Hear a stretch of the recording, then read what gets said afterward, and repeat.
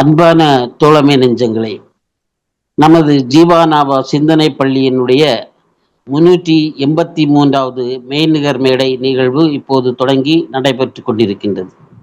இதில் என் பத்திரிகை உலகம் என்னும் தலைப்பில் புதுக்கோட்டை சார்ந்த மூத்த பத்திரிகையாளர் தோழர் ஜெயபிரகாஷ் அவர்கள் உரை தர இருக்கின்றார்கள். தலைமை உரையேற்று நடத்தி தர அன்பு தோழர் பிரபல வழக்கறிஞர் தோழர் கே சுப்பிரமணியன் அவர்கள் வந்துள்ளார்கள். நல்லதொரு இசைப்பாடலை தர அன்பு தம்பி நீடாமங்கலம் சந்திரசேகர் அவர்கள் வர இருக்கின்றார்கள்.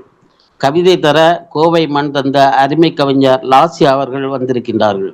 மற்றும் சூம் இணைப்பில் கலந்துள்ள ஆளுமைகளையும் முகநூலில் இணைந்துள்ள தோழமைகளையும் அன்புடன் வரவேற்று முதற்கண் வணக்கத்தினை தெரிவித்துக் கொள்கின்றேன். முதல் நிகழ்வாக தமிழ்தாய் வாழ்த்து.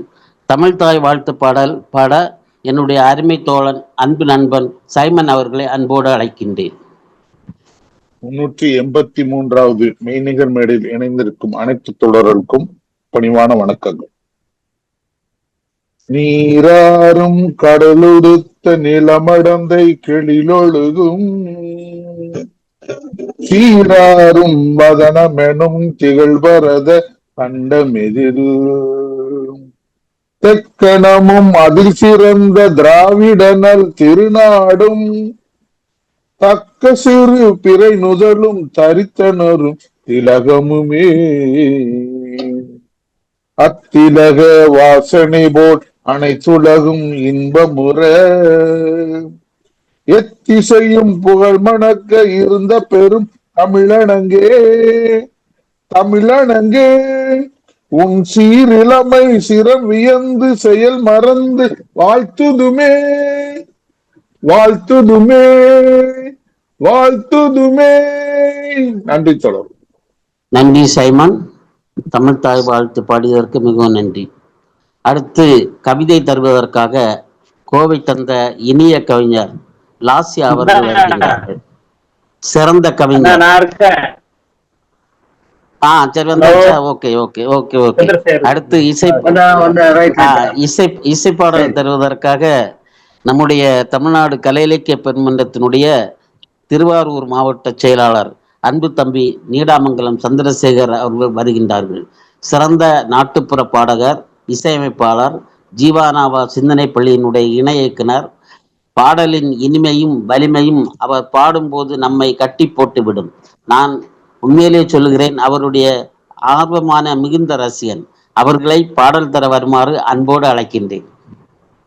கேக்குறதுங்க, நான் பேசுறது நல்லா கேக்குதானே? கேக்குது, நல்லா கேக்குது. ஓகே. அனைவருக்கும் அன்பான எனது மாலை வணக்கம். ஜீவானாவா சிந்தனை 383வது மெய்நிகர் மேடை. சில நாட்களாக என்னால் கலந்து கொள்ள முடியாததுக்கு மிகவும் வருந்துகிறேன்.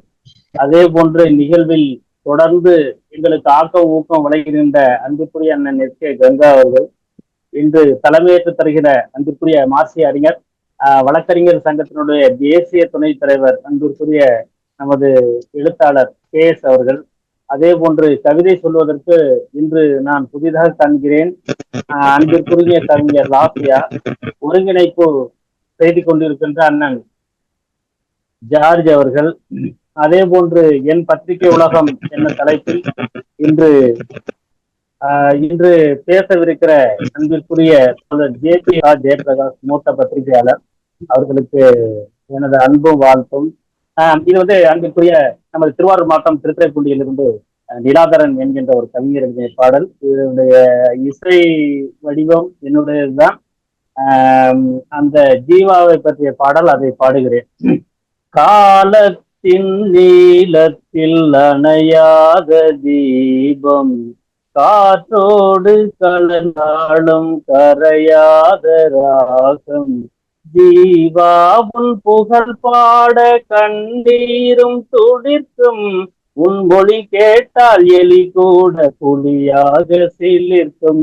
காலத்தின் நீளத்தில் அணையாத தீபம், காற்றோடு கலந்தாலும் கரையாத ராகம், செடி போடும் காலுக்கு செருப்பாக நீரைத்தாய், பசியான வயிற்றுக்கு கூலாக துடித்தாய், பள்ளிக்கு சென்றாணி பாடங்கள் படித்தாய், ஆனாலும் ஆசானாய் புகழாய் உருவெடுத்தாய். காலத்தின் நீளத்தில் அணையாத தீபம், காற்றோடு கலந்தாடும் கரையாத ராகம். தீண்டாமை நீங்காமை நீ கண்டு கொதித்தாய், சுடுமென்று தெரிந்தேதான் நீ அதனை எதிர்த்தாய். சீராவையதில் நீ ஆசிரமம் அமைத்தாய், சமதர்ம விதையை நீ அங்கேதான் விதைத்தாய். காலத்தின் நீளத்தில் அணையாத தீபம், காற்றோடு கலந்தாலும் கரையாத ராகம். கோட்டைகள் அழைத்தாலும் போகாமல் தவிர்த்தாய், குடிசைக்குள் தானே உன் வாழ்வை கழித்தாய். பாரதி கம்பனை கரைத்தேனி குடித்தாய், அவர் பாடலை மேடையில் பட்டாசை வெடித்தாய். பாட்டாளி நிலை கண்டு நிதம் கண்ணீர் வடித்தாய், 10 ஆண்டு உன் வாழ்வை சிறையில் நீ கழித்தாய். தெரிந்தேதான் நெருப்பாற்றில் நீ நீந்த துணிந்தாய், நேர்மை அதை தானே உடையாக அணிந்தாய். காலத்தின் நீளத்தில் அணையாத தீபம், காற்றோடு கலந்தாலும் கரையாத ராகம். ஜீவா உன் புகழ் பாட கண்ணீரும் துளிர்க்கும், உன் மொழி கேட்டால் எலி கூட புலியாக சிலிர்க்கும். காலத்தின் நீளத்தில் அணையாத தீபம், காற்றோடு கலந்தாடும் கரையாத ராகம். நன்றி நீடாமங்கலம் சந்திரசேகர் அவர்களே. எப்போதும் நினைத்தாலும் இனிக்கும் நம்முடைய ஜீவானந்தம் அவர்களை பற்றிய பாடல் கேட்கும்போது நமக்கு காதெல்லாம் இனிமையாக ஒலிக்கின்றது. ரசனையோடு பாடிய இந்த பாடலும் நாங்கள் ரசனையோடு அனுபவித்த அனுபவம் மிக சிறப்பாக இருந்தது. மிக நன்றி. அடுத்து கவிதை தர கோவை தந்த இனிய கவிஞர் லாசியா அவர்கள் வருகின்றார்கள். சிறந்த கவிஞர் நமது கோவையின் சிறந்த சிறார் செயல்பாட்டாளர் அருமை தோழர் நான்சி கோமகன் அவர்களால் அறிமுகம் செய்யப்பட்டு இன்று ஜீவானாவா சிந்தனை பள்ளியில் தனது சிறப்பான பங்களிப்பை செய்து வருகின்றார்கள். அவர்களுடைய படைப்புகள் மிகவும் உன்னிப்பாக கவனிக்கப்பட வேண்டியவை, கூர்மையான சிந்தனை உடையவை. அவர்களை கவிதை தர வருமாறு மிக்க அன்புடன் அழைக்கின்றேன். வணக்கம் தோழர்களே. நிஜமாவே அவங்க பாடின பாட்டு காற்றோடு கலந்து இன்னும் ஒழிச்சுக்கிட்டே இருக்கு. இன்னொரு வாரத்துக்கு அதேதான் காதல கேட்டுட்டு இருக்கு. ரொம்ப அருமையா பாடினீங்க. 3 கவிதை இன்னைக்கு படிக்க போறேன். முதல் கவிதை நெஸ்ட் வேலி. கூடுகள் தாங்கிய மரங்களை வெட்டிய இடத்தில் உயர்ந்து நிற்கிறது நெஸ்ட் வேலி. கேடட் கம்யூனிட்டி அடுக்ககங்கள் உணவுச் சங்கிலியின் சில பல கண்ணிகளை அற்று எறிந்தவர்களுக்கு கேட்கவா போகிறது? உணவுச் சங்கிலியின் சில பல கண்ணிகளை அற்று எறிந்தவர்களுக்கு கேட்கவா போகிறது? பறவைகளின் ஓலம் என விடுபட்ட கண்ணிகளில் தொங்கிக் கொண்டிருக்கும் விளிம்பு நிலை மனிதர்களின் மனதின் ஓலம். விடுபட்ட கண்ணிகளில் தொங்கிக் கொண்டிருக்கும் விளிம்பு நிலை மனிதர்களின் மனதின் ஓலம். தாளிடப்பட்டு பாதுகாக்கப்பட்ட சமூகத்தில் மூடி இருப்பது கதவுகள் மட்டுமல்ல, தாளிடப்பட்டு பாதுகாக்கப்பட்ட சமூகத்தில் மூடி இருப்பது கதவுகள் மட்டுமல்ல, உயர் சமூகத்தினரின் மனதும் தான். 2வது கவிதை நெருஞ்சி. செம்பூக்களின் மனம் பரப்பிய வாகை இன்று இலைகளின் பச்சை வாசத்தால் நிரம்பி தழும்புகிறது. வேலியெங்கும் காந்தல் மலர்கள் எட்டி பார்த்து தலையை உள்ளிழுத்துக் கொள்கின்றன. சூரியன்களை விழுங்கிய புல்லின் வேர்கள் கொண்ட மௌனத்தை நானும் வாங்கிக் கொள்ள முயல்கிறேன். நெருஞ்சியின் மகரந்தங்களை கால்களில் அப்பிக்கொண்ட வண்டுகள் தகதகத்துக் கொண்டே பறக்கின்றன. நெருஞ்சியின் மகரந்தங்களை கால்களில் அப்பிக்கொண்ட வண்டுகள் தகதகத்துக் கொண்டே பறக்கின்றன. கூரிய முட்களை சூழ்கொண்டிருக்கும் நெருஞ்சி பூக்கள் தான் எவ்வளவு அழகு. கூரிய முட்களை சூழ்கொண்டிருக்கும் நெருஞ்சி பூக்கள் தான் எவ்வளவு அழகு உன்னை போலவே. மூன்றாவது கவிதை வாழ்தல். குளிர்மழை நனைத்ததில் உண்டான வேர்வையில் நுரை தழும்பி கிடந்தது நம் தாகம். குளிர்மழை நனைத்ததில் உண்டான வேர்வையில் நுரை தழும்பி கிடந்தது நம் தாகம். ருசித்ததில் அதிகமான பசிக்கு தேடித் திரிந்தோம் புவனமெங்கும் திரவியத்தை. ருசித்ததில் அதிகமான பசிக்கு தேடித் திரிந்தோம் புவனமெங்கும் திரவியத்தை. முக்தி பெறும் யுக்தியை பிரசங்கிக்கும் யோகியாய் இந்த ஜென்மத்தின் வாழ்வினுக்கான சூட்சுமத்தை கூறிவிட்டிருந்தாய் கடந்த ஜென்மத்தில். முக்தி பெறும் யுக்தியை பிரசங்கிக்கும் யோகியாய் இந்த ஜென்மத்தின் வாழ்வினுக்கான சூட்சுமத்தை கூறிவிட்டிருந்தாய் கடந்த ஜென்மத்தில். இன்று இப்புள்ளியில் சந்தித்த நாம் நிகழ்காலத்தை அனுபவியாது கற்பனையில் வாழத் தொடங்குகிறோம் அடுத்த பிறவியை. இன்று இப்புள்ளியில் சந்தித்த நாம் நிகழ்காலத்தை அனுபவியாது கற்பனையில் வாழத் தொடங்குகிறோம் அடுத்த பிறவியை. வாய்ப்புக்கு நன்றி தோழர்கள். நன்றி கவிஞர் லாசி அவர்களே. 3 முத்தான கவிதைகளை முகிழ்வித்து அன்போடு சமூக சிந்தனைகளை கிளறிவிட்டிருக்கிறீர்கள். ஒன்று அரசியல் சாயம் நிரடல் வருகின்றது, நெடி வருகின்றது. இன்னும் 2 கவிதைகள் சமூக அவலங்களை சொல்லுகின்றது. நிகழ்ச்சியின் இறுதியில் நாம் இந்த கவிதைகளோடு விமர்சனங்களோடு சேர்த்து நாம் பகிர்ந்துகிடுவோம். நன்றி தோழர். நன்றி தோழர். அடுத்து தலைமை உரை நிகழ்த்த பிரபல வழக்கறிஞர் கே சுப்பிரமணியன் அவர்கள் வருகின்றார்கள். ஐஏஎல் அமைப்பினுடைய தேசிய துணைத் தலைவராக இருந்து அருமையாக பணியாற்றி வருகின்றார்கள். சிறந்த பேச்சாளர், சிறந்த சிந்தனையாளர், சிறந்த எழுத்தாளர். கம்யூனிஸ்ட் கட்சியினுடைய தலைவர்களை பற்றி பல நல்ல நூல்களை நமக்கு தந்தவர்கள். நமக்கு தந்தது எப்படின்னு சொல்லிச்சுன்னா, அவர்கள் எழுதி மே முகாமில் எழுதின நூல்களை முக்கியமான 5-6 பிரதிகளை கொண்டு எல்லாருக்கும் அவங்க பரிமாறிட்டு எங்களுக்கு தந்துக்கிட்டு எங்களை மகிழ்ச்சிட்டு போவாங்க. அந்த அளவுக்கு ஒரு சிறந்த சமூக அக்கறை உள்ள ஒரு பிரபல வழக்கறிஞர், நல்ல ஒரு சிந்தனையாளர், எங்களுக்கெல்லாம் மிகவும் பிடித்த இனிமையான தோழர், ஜீவானாவா சிந்தனை பிள்ளையினுடைய முன்னணி ஆர்வலர் அவர்களை தலைமை உரை வழங்க வருமாறு அன்போடு அழைக்கின்றேன். அன்பான தோழர்கள் அனைவருக்கும் மாலை நேர வணக்கம். இன்று இந்த 383வது சந்திப்புல புதுக்கோட்டை மூத்த பத்திரிகையாளர் சிறப்பு விருந்தினராக சா ஜெயபிரகாஷ் அவர்கள் கடந்து கொண்டு தன்னுடைய பத்திரிகை உலகம் அந்த அனுபவங்களை நம்மிடையே பேச இருக்கிறார். மிக வித்தியாசமான ஒரு தலைப்பு. இந்த மேடைக்கு மிகவும் வரவேற்க வேண்டிய ஒரு தலைப்பு, நாம் தெரிந்து கொள்ள வேண்டியது. காரணம், இன்றைக்கு அண்மை காலத்தில் இந்திய திருநாடு முழுவதும் பற்றி எரிந்து கொண்டிருக்கக்கூடிய பல்வேறு பிரச்சனைகளில் பத்திரிகை சுதந்திரம், கருத்து சுதந்திரமும் முன்னணியில் இருந்து கொண்டிருக்கிறது. எனவே இது சமகால பிரச்சனை என்பதால் இதில் பத்திரிகை உலகத்தில் அவர் சந்தித்த சவால்கள், அவரது கடந்த கால அனுபவங்கள், அவற்றையெல்லாம் நம்மோடு பகிர்ந்து கொள்ள இருப்பது மிக முக்கியமான பொறுமையா. இதுல நண்பர்கள் தோழர்களுக்கு ஏற்கனவே ஒரு தெரிந்த விஷயம்,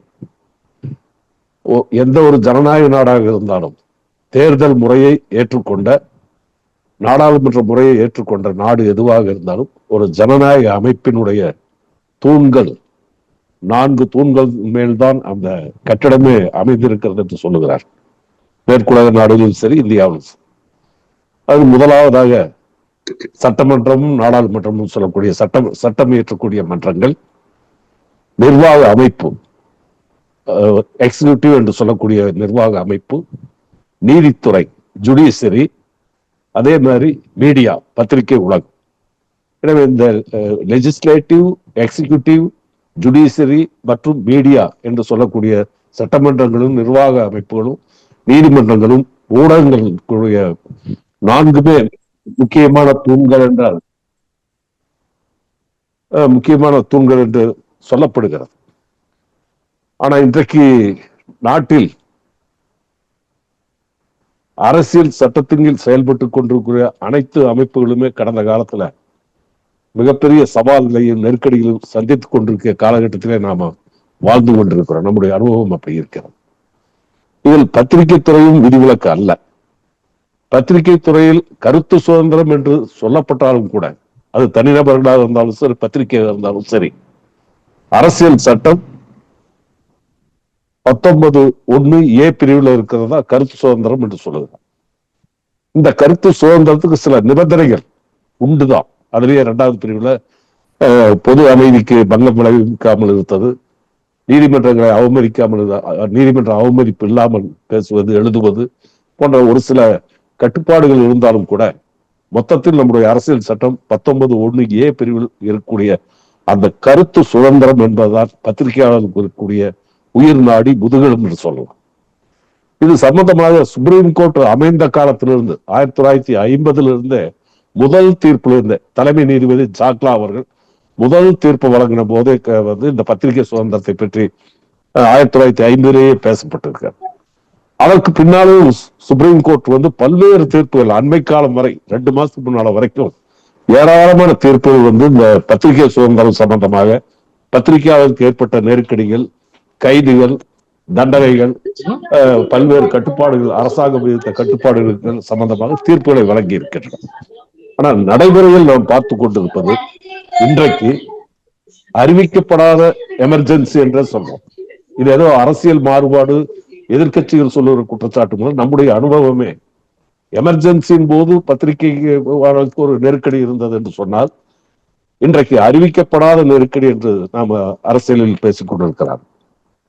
சுதந்திரத்தை அடைவதற்கு முன்பு கூட, அந்நியர் ஆட்சியிலும் கூட பத்திரிகை சுதந்திரம் நசுக்கப்பட்ட காலம் உண்டு. அந்நியர் ஆட்சியின் காலத்தில் இப்ப பத்திரிகை தடை சட்டம், அதுக்கு பிரஸ் ஆக்ட், அதே மாதிரி பப்ளிக் சேஃப்டி ஆக்ட் சொல்லக்கூடிய பொது பாதுகாப்பு சட்டத்திலாம் நடவடிக்கைகள், பல வழக்குகள் பாய்ந்த அனுபவம் நமக்கு உண்டு, இந்திய வரலாற்றில் உண்டு, சுதந்திர போராட்ட வரலாற்றில். அதுல அரவிந்தர், தேசத்தின் பிதா மகாத்மா காந்தியடிகள், திலகர், நம்ம தமிழகத்தினுடைய மகாகவி பாரதி, அதே மாதிரி சுவாமி விவேகானந்தருடைய தம்பி பூமேந்திரநாத் தத்தா, வஉசி போன்றவர்கள் எல்லாம் எழுதிய பல கட்டுரைகளுக்கும் இதுக்கெல்லாம் ஏராளமான வழக்குகள் பாய்ந்தது உண்டு. அது சுதந்திரமாக அந்நிய ஆட்சியாளர்களுடைய காலத்தில். ஆனால் ஆட்சி அதிகாரம் சுதந்திரம் பெற்ற பின்பும் கூட ஆட்சியாளர்களை பற்றி விமர்சனம் செய்த காரணத்திற்காகவே, அல்லது அதிகாரிகளுடைய அல்லது அமைச்சர்களுடைய ஊழலை வெளிக்கொண்டு வந்ததற்காகவே, அல்லது அரசாங்கத்தின் சில திட்டங்களை மக்களுக்கு எதிராக இருப்பதாக விமர்சனம் செய்த காரணத்தினாலேயே மக்கள் நலனை முன்னிட்டு நேர்மையாகவும் துணிச்சலோடும் எழுதப்பட்ட கட்டுரைகளுக்காக அந்த கருத்து சுதந்திரத்தின் குரல் வலை நெரிக்கப்பட்ட பல சம்பவங்கள் இந்த நாட்டில் உண்டு. அந்த வகையில் பார்க்கும்போது பத்திரிகை சுதந்திரம் என்று வருகிற பொழுது நாம இதுல இந்தியாவில் இன்றைக்கு நேரம் கருதி நான் சுருக்கமாக சொல்லணும். இதுல சர்வதேச பத்திரிகையாளர் அமைப்பு ஒன்று இருக்கு, உங்களுக்கு நீங்க பத்திரிகையில படிச்சிருக்கலாம். ரிப்போர்ட்டர்ஸ் வித்தவுட் பார்டர்ஸ், எல்லைகளற்ற உலக நாடுகளுடைய பத்திரிகையாளர்களுடைய ஒரு அமைப்பு, ரிப்போர்ட்டர்ஸ் வித்தவுட் பார்டர்ஸ். அவங்க 2024 அக்டோபர் மாதத்துல வெளியிட்டக்கூடிய ஒரு ஆண்டு அறிக்கையில் ஒவ்வொரு வருஷம் வெளியிடுறாங்க. அந்த ஆண்டு அறிக்கையில் சொல்லியிருக்கக்கூடிய விஷயத்தை மட்டும் நாம் இந்த நேரங்கிறது மிகவும் நாம யோசிக்க வேண்டிய விஷயம். இது ஏதோ அரசியல் கருத்து வேறுபாடுகளால் சொல்லக்கூடிய குற்றச்சாட்டு அல்ல. எந்த அவர்களுடைய சர்வதேச பத்திரிகையாளர் அமைப்பினுடைய அறிக்கையில் சொல்லப்பட்டிருப்பது, உலகம் முழுவதும் ஐநா மன்றத்தில் உறுப்பினராக இருக்கக்கூடிய நாடுகளில் 180 நாடுகளை ஆய்வுக்கு எடுத்துக்கொண்டு இந்த ரிப்போர்ட்டர்ஸ் வித்தவுட் பார்டர்ஸ், எல்லையில் இல்லாத அந்த பத்திரிகையாளர் உலக சங்கம் நடத்திய ஆய்வில் 180 நாடுகளில் இந்தியா பத்திரிகை சுதந்திர வரிசையில் 150வது இடத்துல இருக்கு. 2022 143வது இடத்துல இருந்தது. மேலும் பல வழக்குகளை பத்திரிகையாளர் ஊடகங்கள் மீது போட்டதனுடைய விளைவு ஆய்வில் மேற்கொண்ட பொழுது இப்பொழுது உலக நாடுகளின் வரிசையில் பத்திரிகை சுதந்திரம் நசுக்கப்படுவதில், கருத்து சுதந்திரம் அடக்கப்படுவதில் நம்முடைய நாடு 150வது இடத்தில் முன்னேறி இருக்கிறது. அந்த அளவுக்கு அறிவிக்கப்படாத எமர்ஜென்சி நாட்டில் பத்திரிகை துறையில் இருக்கிறது என்பதற்கான ஒரு உதாரணம் ரிப்போர்ட்டர்ஸ் வித்தவுட் பவுண்டரியினுடைய அந்த அறிக்கையிலிருந்து தெரிய வருகிறது. இதுல இன்னொரு மிக முக்கியமான விஷயம், பத்திரிகை சுதந்திரத்தை பற்றி நாம சொல்ற போது, டெல்லியில் இருக்கக்கூடிய நேஷனல் லா ஸ்கூல் ஒரு ஒரு இது மத்திய அரசாங்கத்துடைய கட்டுப்பாட்டில் இருந்தாலும் கூட, நேஷனல் லா ஸ்கூல் சொல்லக்கூடிய ஒரு சட்டக்கல்லூரி ஆய்வு, ஒரு நவீன சட்டக்கல்லூரி வந்து ஒரு ஆய்வை மேற்கொண்டார். அந்த ஆய்வு பத்திரிகை சுதந்திரத்தை பற்றியது. அதுதான் மிக முக்கியமானது. இந்த இன்னைக்கு நாம பேச இருக்கிற சிறப்பு விருந்தினர் பேசக்கூடிய அந்த பொருளில வரக்கூடியது 2012 முதல் 2022 வரை 10 ஆண்டு காலம் இந்தியாவில் பத்திரிகைகள் மீது போடப்பட்ட வழக்குகள், கைது செய்யப்பட்டவர்கள், அவர்களுக்கு கிடைத்த தண்டனை அல்லது எந்த மாதிரியான வழக்குகள் போன்ற எல்லா விவரங்களையும் எல்லா மாநிலங்களிலும் சென்று ஆய்வு செய்து 10 ஆண்டு காலத்துக்கு அவர் ஆய்வு அறிக்கையை தாக்கல் செய்திருக்கிறார். நேஷனல் ஸ்கூல் லா ஸ்கூல் அந்த ஆய்வு நிறுவனம் ஆய்வு தொடர்ந்து போட்டிருக்காங்க பேராசிரியர்கள். அதில் இதுவரைக்கும் இந்த 10 ஆண்டு காலத்தில் அவர்கள் ஆய்வுக்கு எடுத்துக்கொண்ட காலத்தில் 624 வழக்குகளை அவங்க ஆய்வுக்கு எடுத்திருக்காங்க. 624 வழக்குகள் 10 ஆண்டு காலத்தில் இந்தியா முழுவதும் பல மாநிலங்கள் பல மொழிகளிலும் போடப்பட்டதுன்னு சொல்லி ஒரு கணக்கு இருக்கு. 624. இதில் 67% வழக்குகள் பொய்யானவை, அரசியல் உள்நோக்கத்தோடு போடப்பட்டவை என்ற முடிவுக்கு வந்திருக்காங்க. அதுவும் போடப்பட்ட வழக்குகளில் 6% வழக்குகள் மட்டும்தான் இந்த 10 ஆண்டு காலத்தில் நீதிமன்றம் தீர்ப்பு வழங்கி இருக்கிறது. காவல்துறை ஒத்துழைப்பு கிடையாது, அரசாங்கத்தின் ஒத்துழைப்பு கிடையாது. வழக்கில் போடப்பட்டு சிறைக்கு தள்ளப்பட்டவர்கள் ஜாமீன வெளிவந்து வழக்கை நடத்தி கொண்டிருக்கும் போது 10 ஆண்டு காலம் ஆகியும் வழக்குகள் முடியாம இருக்குது. 6% வழக்குகள் மட்டுமே முடிவு வந்திருக்கு. அதில் 3% வழக்குகள் மட்டும்தான் தண்டனை, 3% வழக்குகள் விடுதலை. நிலுவையில் விசாரணை இல்லாமல் காலங்காலமாக 10 ஆண்டு காலம் நீதிமன்றத்துக்கு அலக்களிக்கப்பட்டிருக்கக்கூடிய வழக்குகள், ஏராளமான வழக்குகளை பற்றி விவரங்களை அந்த அறிக்கையில சொல்றாங்க.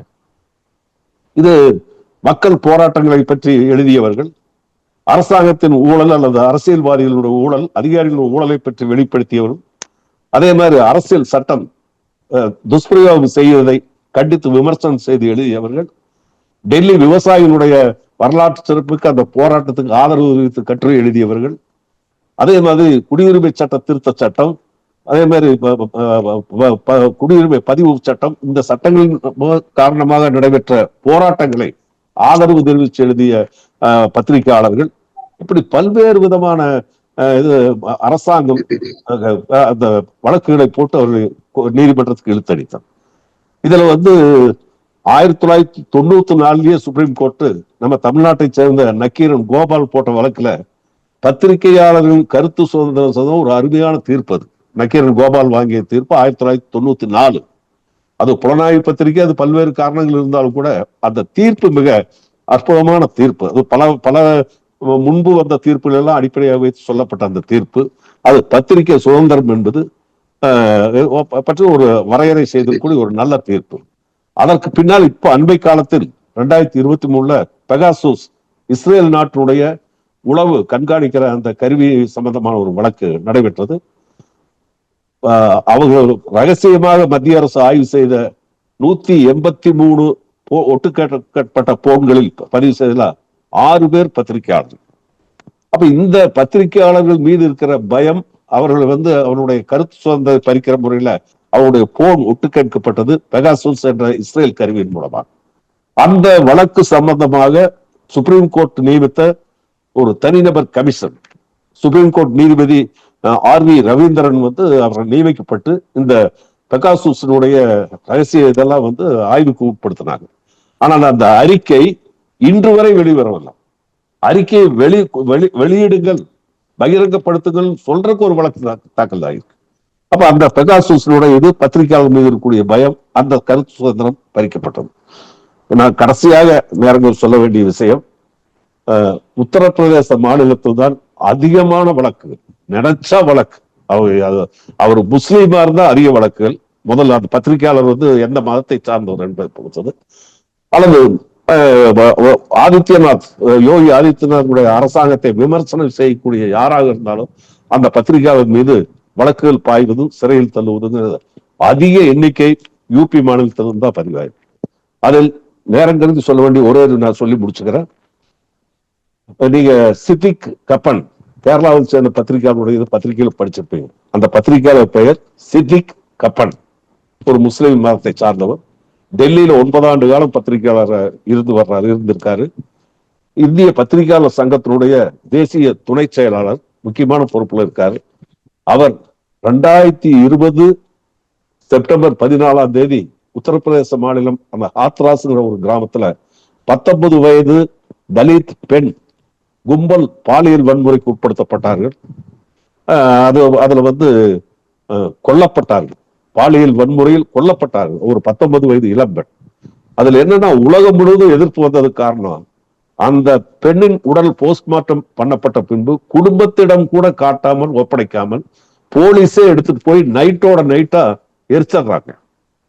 அந்த அந்த அது அப்படின்னா அது தடய அறிவியல் எதுவும் பின்னால எந்த இதுவும் கொண்டு வர்றதுக்கு வழி இல்லாம அவர் ஒரு மிக கொடூரமான முறையில் பெற்றோருடைய கண்ணிலையும் கூட காட்டாம அந்த பெண்ணை 19 வயது இளம்பெண்ணுடைய உடல் எரிக்கப்பட்டது அந்த ஹாத்ராஸ் போலீஸ்னால்.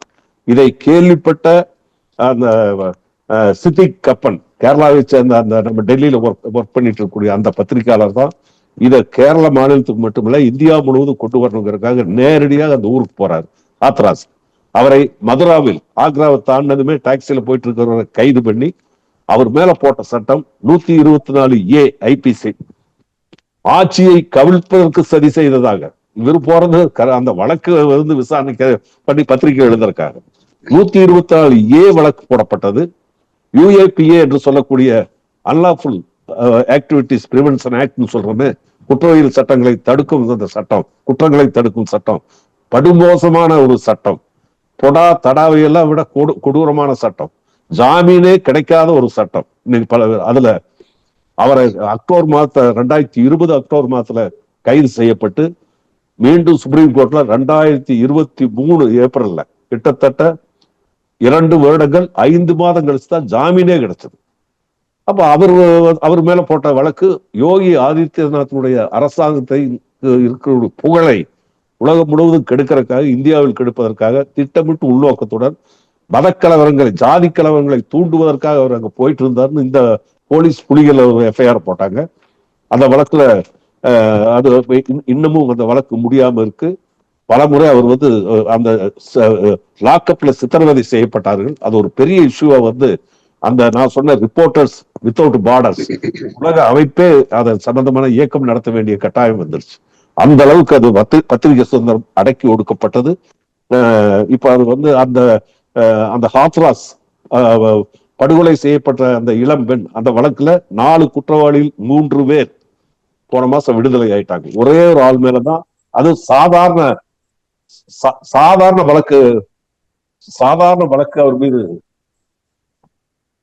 எனவே அவர் 4 பேரில் 3 பேர் விடுதலை செய்யப்பட்டு ஒருவருக்கு மட்டும் தண்டனை கொடுத்தது. அந்த தண்டனையும் கொலை வழக்குக்காக அல்ல. அவர் கொலை வழக்கு இல்லாமல் ஐபிசில அது 304A வரும். இப்ப மோட்டார் வாகன விபத்துல சாலையில் போயிட்டு இருக்கிறது மேல ஒரு காரோ லாரியோ மோதிடுச்சுன்னா என்ன வழக்கு வருமோ அந்த சாதாரண வழக்கு, அது ஆயுள் தண்டனையும் கூட கொடுக்க முடியாது. ஒரு வருஷம் 2 வருஷம் சிறை தண்டனை, இந்த மாதிரியான ஒரு தண்டனையோடு இது வழக்கு முடிந்தது. எனவே சித்திக் கப்பன் வழக்கு உலகம் முழுவதும் பத்திரிகையாளர்கள் ஆர்ப்பாட்டம் நடத்திய அந்த வழக்கு இப்படி இன்றைக்கு அறிவிக்கப்படாத எமர்ஜென்சி இந்தியாவில் பத்திரிகை சுதந்திரம் சம்பந்தமா இருக்கிற இந்த சூழலில் தான் நம்முடைய மதிப்புக்குரிய விருந்தினர் அன்புக்குரிய ஜெயபிரகாஷ் அவர்கள் தன்னுடைய அனுபவங்களை இங்கே நம்மோடு பகிர்ந்து கொண்டு இருக்கிறார்கள். உங்களைப் போலவே நானும் ஆவலுடன் அவர் சொல்லக்கூடிய கருத்துக்களை கேட்க காத்து கொண்டிருக்கிறேன். அந்த முறையில இந்த அருமையான நிகழ்ச்சிக்கு ஏற்பாடு செய்த ஜீவானாவா சிந்தனை பிரிவு இயக்குனர் கங்கா அவர்களுக்கும் மற்ற தோழர்களுக்கும் கேட்டுக்கொண்டிருந்த உங்களுக்கும் நன்றியை சொல்லி இதை எனது தலைமை உரையை தற்சமயம் நிறைவு செய்கிறேன். நன்றி, வணக்கம். நன்றி தோழர். சுருக்கமான தலைமை உரையாக இருந்தாலும் மிக ஆழமாக கருத்துமிக்க ஒரு தலைமை உரையாக அமைந்தது. இன்றைய பத்திரிகை சுதந்திரத்திற்கு இன்றைய ஆட்சியாளர்களால் ஏற்படுத்தப்படக்கூடிய அவலங்களையும் அநீதிகளையும் மிக நல்ல முறையில் எடுத்துரைத்திருக்கின்றீர்கள். மிக நன்றி தோழர், மிக்க நன்றி.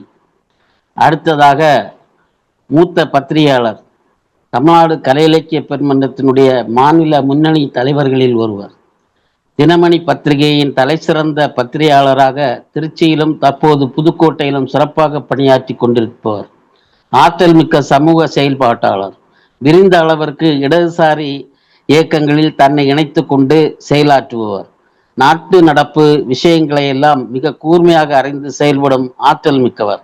ஜீவானாவா சிந்தனை பள்ளியின் அவர்கள் உரையாற்ற வருவது நமக்கு சிறப்பானது என்று நான் கருதுகின்றேன். அவர்களை உரை தர வருமாறு மிக்க அன்போடு அழைக்கின்றேன். அதற்கு முன்பு நான் இந்த ஜூம்ல அவ்வளோ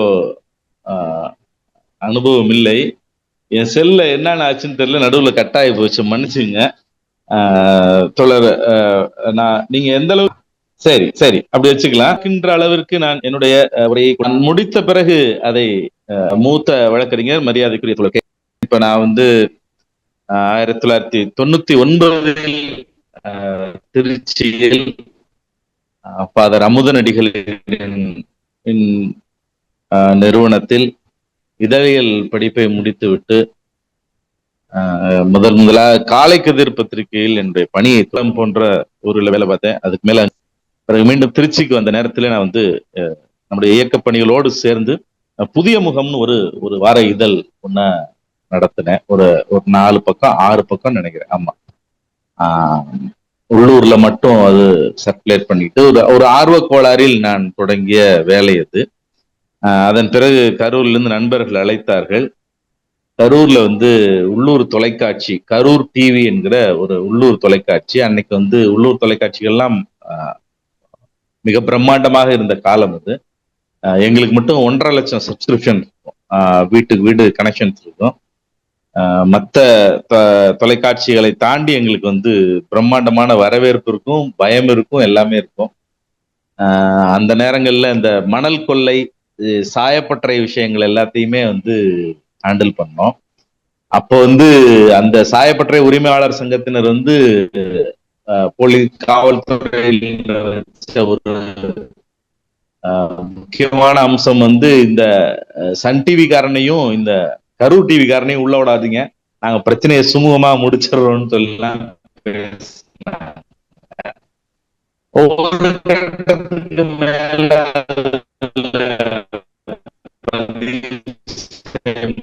ஏன்னா உரிமையாளர் உள்ளூர் ஆள், அவரு சில இடங்கள்ல காம்ப்ரமைஸ் ஆகி போகும். இதெல்லாம் நான் சொன்னது 2000-லேயே இந்த சம்பவங்கள். ஒரு சின்ன டிவில செஞ்ச வேலைகள்.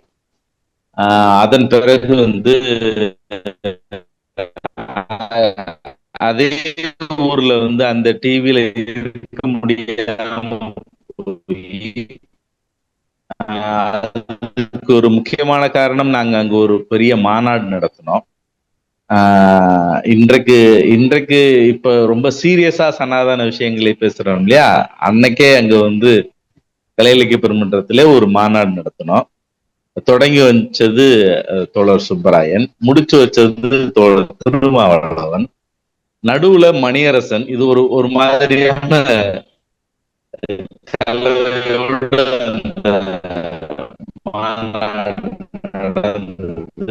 அந்த மாநாட்டுக்கு பிறகு என்னால் கரூர் டிவியில வேலை பார்க்க முடியல.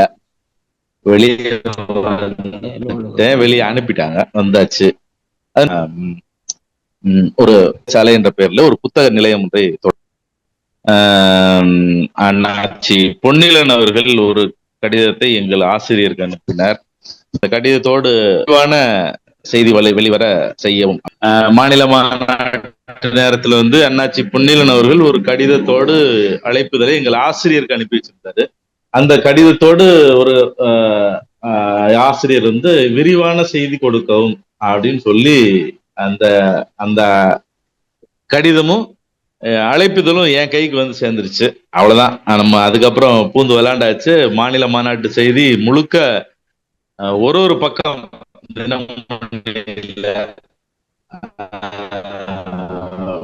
மிக பிரபலமாக பேசப்பட்ட இது எப்படி ஒரு பக்கம் போட்டாங்க தினமணில அப்படின்லாம் கேட்டாங்க. இப்ப குருசாமி ஒரு நியூஸ் ஒரு மதுரையில் இருக்கிறாரு. தொடர்ந்து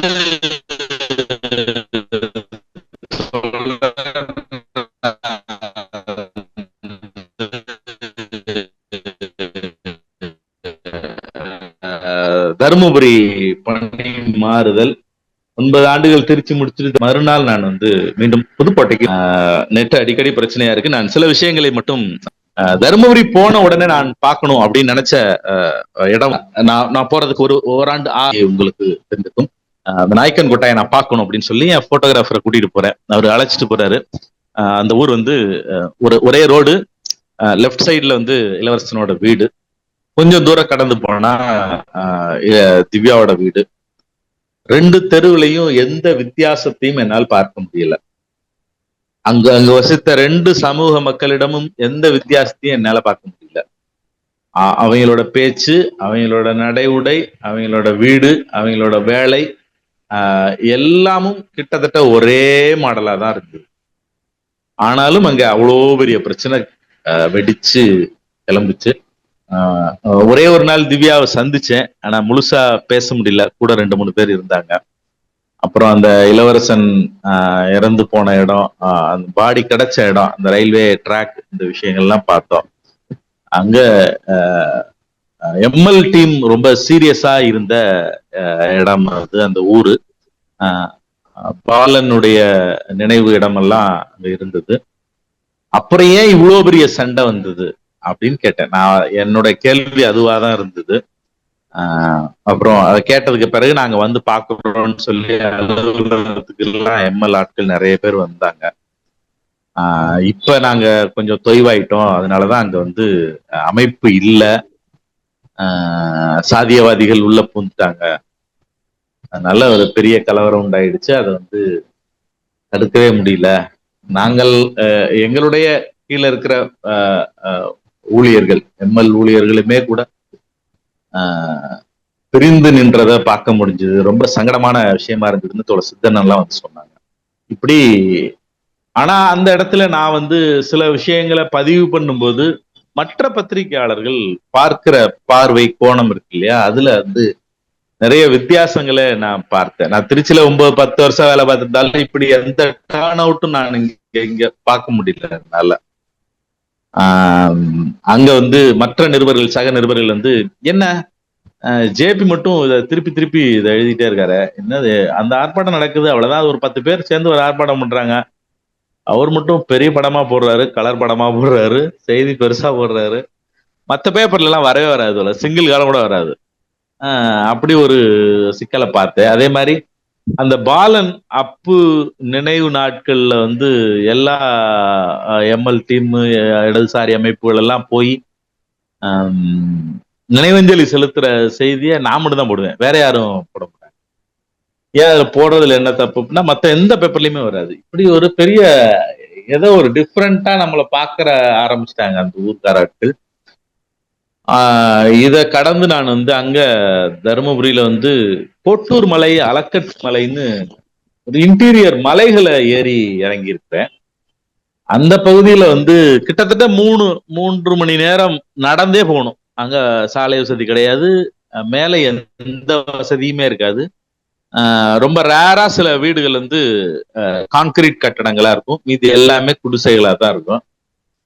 அங்க நான் ஒரு பெரிய யானை காடுகளுக்கு மத்தியில் அந்த மக்களோட ஒரு இரவு தங்குனேன்.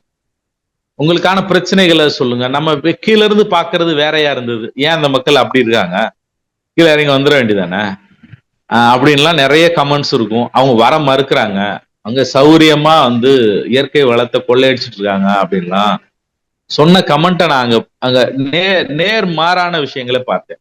அந்த மக்கள் அந்த இயற்கையை ரசிப்பது, அந்த மலையை ரசிப்பது, மிகச்சாதாரணமான வாழ்க்கையை அதை வந்து ஒரு அழகியலோடு, ஒரு பொருத்தப்பாட்டோடு நாங்க இங்கேயே இருந்து வாழ்ந்துட்டு போறோம். ஒரு 30 வீடு தான் இருக்கும், பெரிய வீடெல்லாம் கிடையாது, 30 வீடு தான் இருக்கும். கரண்ட் எப்பயாவது வரும், எப்பயாவது போகும். அது எப்போ வரும் எப்போ போகும்னு தெரியவே தெரியாது. கீழே வந்து வாரத்துக்கு ஒரு முறை அல்லது 15 நாளைக்கு ஒரு முறை வந்து உணவுப் பொருட்களை வாங்கிட்டு போயிடுவாங்க, தலையில சுமந்துட்டு அவங்க பாட்டு நடந்து போவாங்க. நாங்க 3 மணி நேரம் 4 மணி நேரம் ஒரு 4-5 பத்திரிகையாளர்கள் நடந்து போற நேரத்துல எங்களை கிராஸ் பண்ணி நிறைய பேர் போயிட்டாங்க. ஏன் இவ்வளவு ரிஸ்க்கு மத்தியில வாழணுமா அப்படின்லாம் நான் கேட்டேன்.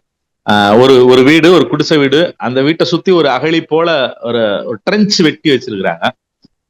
சாதாரண பனை ஓலையில வேலி போட்டிருக்காங்க, அவ்வளவுதான். நம்ம பெரிய இப்பெல்லாம் போடுறோமே யானை வருது முள் வேலி போட்டு கரண்ட் அப்படிலாம் இல்ல. அவங்க ரொம்ப சாதாரணமா இருக்கிறாங்க. யானை வர்ற நேரம் அவங்களுக்கு தெரியும். இயல்பா இந்த மாதத்துல இந்த நேரத்துல யானைகள் இந்த பக்கத்து கிராஸ் பண்ணுங்கிறது அவங்களுக்கு தெரியும். அவங்க அதுக்கு தகுந்த மாதிரி சேஃபா வந்து இருந்துக்க பழகி இருக்கிறாங்க. அது அந்த யானை அவங்களோட தாத்தா பாட்டி காலத்துல இருந்து பெருசா எந்த தொந்தரவும் செஞ்சதே கிடையாது. இப்படி ஒரு மாதிரியான வாழ்க்கையை நேர்ல பார்த்தேன். அதை பத்தி நிறைய கட்டுரைகள்லாம் எழுதினோம். அதன் பிறகு ஒகேனக்கல் காவேரி ஆறு ரொம்ப நமக்கு தமிழ்நாட்டினுடைய நீராதாரம், அந்த உரிமை, அது தொடர்பான ஒரு விஷயம் பண்ணணும்னு சொன்னப்ப திருச்சியில இருந்து பேராசிரியர் நெடுஞ்செழியன், உங்களுக்கு தெரியும் நினைக்கிறேன், ஆசிவகம் நெடுஞ்செழியன், அவர் எனக்கு போன் பண்ணி, ஜேபி நீங்க தருமபுரிலதான் இருக்கீங்களா, ஒரு பிரச்சனை, முக்கியமான பிரச்சனை இருக்கு ஒகேனக்கல், அதை நீங்க பதிவு பண்ணும் அப்படின்னாரு. என்ன சொல்லுங்க அப்படின்னு. காவேரி ஆத்துல வந்து நமக்கு தமிழ்நாட்டுக்கு கிடைக்கிற தண்ணியில ஒரு அளவை வந்து இவங்க ஒரு இடத்துல கர்நாடகம் அளக்குறது. அந்த அளக்குற இடம் தப்பு, அந்த பாயிண்ட் தப்பு. ஏன்னா நம்ம கிருஷ்ணகிரி மாவட்ட எல்லைகள்ல இருந்து பல இடங்கள்ல கர்நாடக எல்லை பகுதியில இருந்து பைப்பு போட்டு தண்ணியை எடுத்துடுறான். அவன் நிறைய எடுத்துக்கிறான். எடுத்த அந்த இடத்தெல்லாம் தாண்டி ஒரு இடத்துல திருப்பி நமக்கு அளக்குறான். அதை வந்து அவன் எடுத்ததையும் சேர்த்து நமக்கு கொடுத்ததா கணக்கு போடுறான். நீ போய் பாருங்கன்னாரு. நானு இப்ப ஒரு ஆக்டிவா ஸ்கூட்டர், உங்களுக்கு தெரியும், அதுதான் வச்சிருந்தேன். இந்த திருச்சியில இருந்து எடுத்துட்டே போயிட்டேன். அது ஒரு 2-3 மலை, குட்டி குட்டி மலையெல்லாம் கிராஸ் பண்ணி போய் பார்த்தா நிஜமாலுமே அந்த கரை, இந்த கரை வந்து தமிழ்நாடு எல்லையா இருக்கும், அந்த கரை கர்நாடக எல்லையா இருக்கும். பல இடங்கள்ல அவன் வந்து தண்ணிய எடுக்கிறதுக்கான ப்ரொவிஷன்ஸ் போட்டு நிறைய தண்ணியை அவன் எடுத்துக்கிட்டே இருந்தான். அப்புறம் பேராசிரியர் நெடுஞ்செழியன் அவர்களோட கோட்டோடவே அந்த செய்திய போட்டேன். அது தமிழ்நாடு முழுக்க கடைசி பக்கத்துல இருந்தது. ஐயா நெடுமாறன் ரியாக்ட் பண்ணாரு, சிபிஐல இருந்து ரியாக்ட் பண்ணாங்க. நல்ல ரெஸ்பான்ஸ் இருந்தது.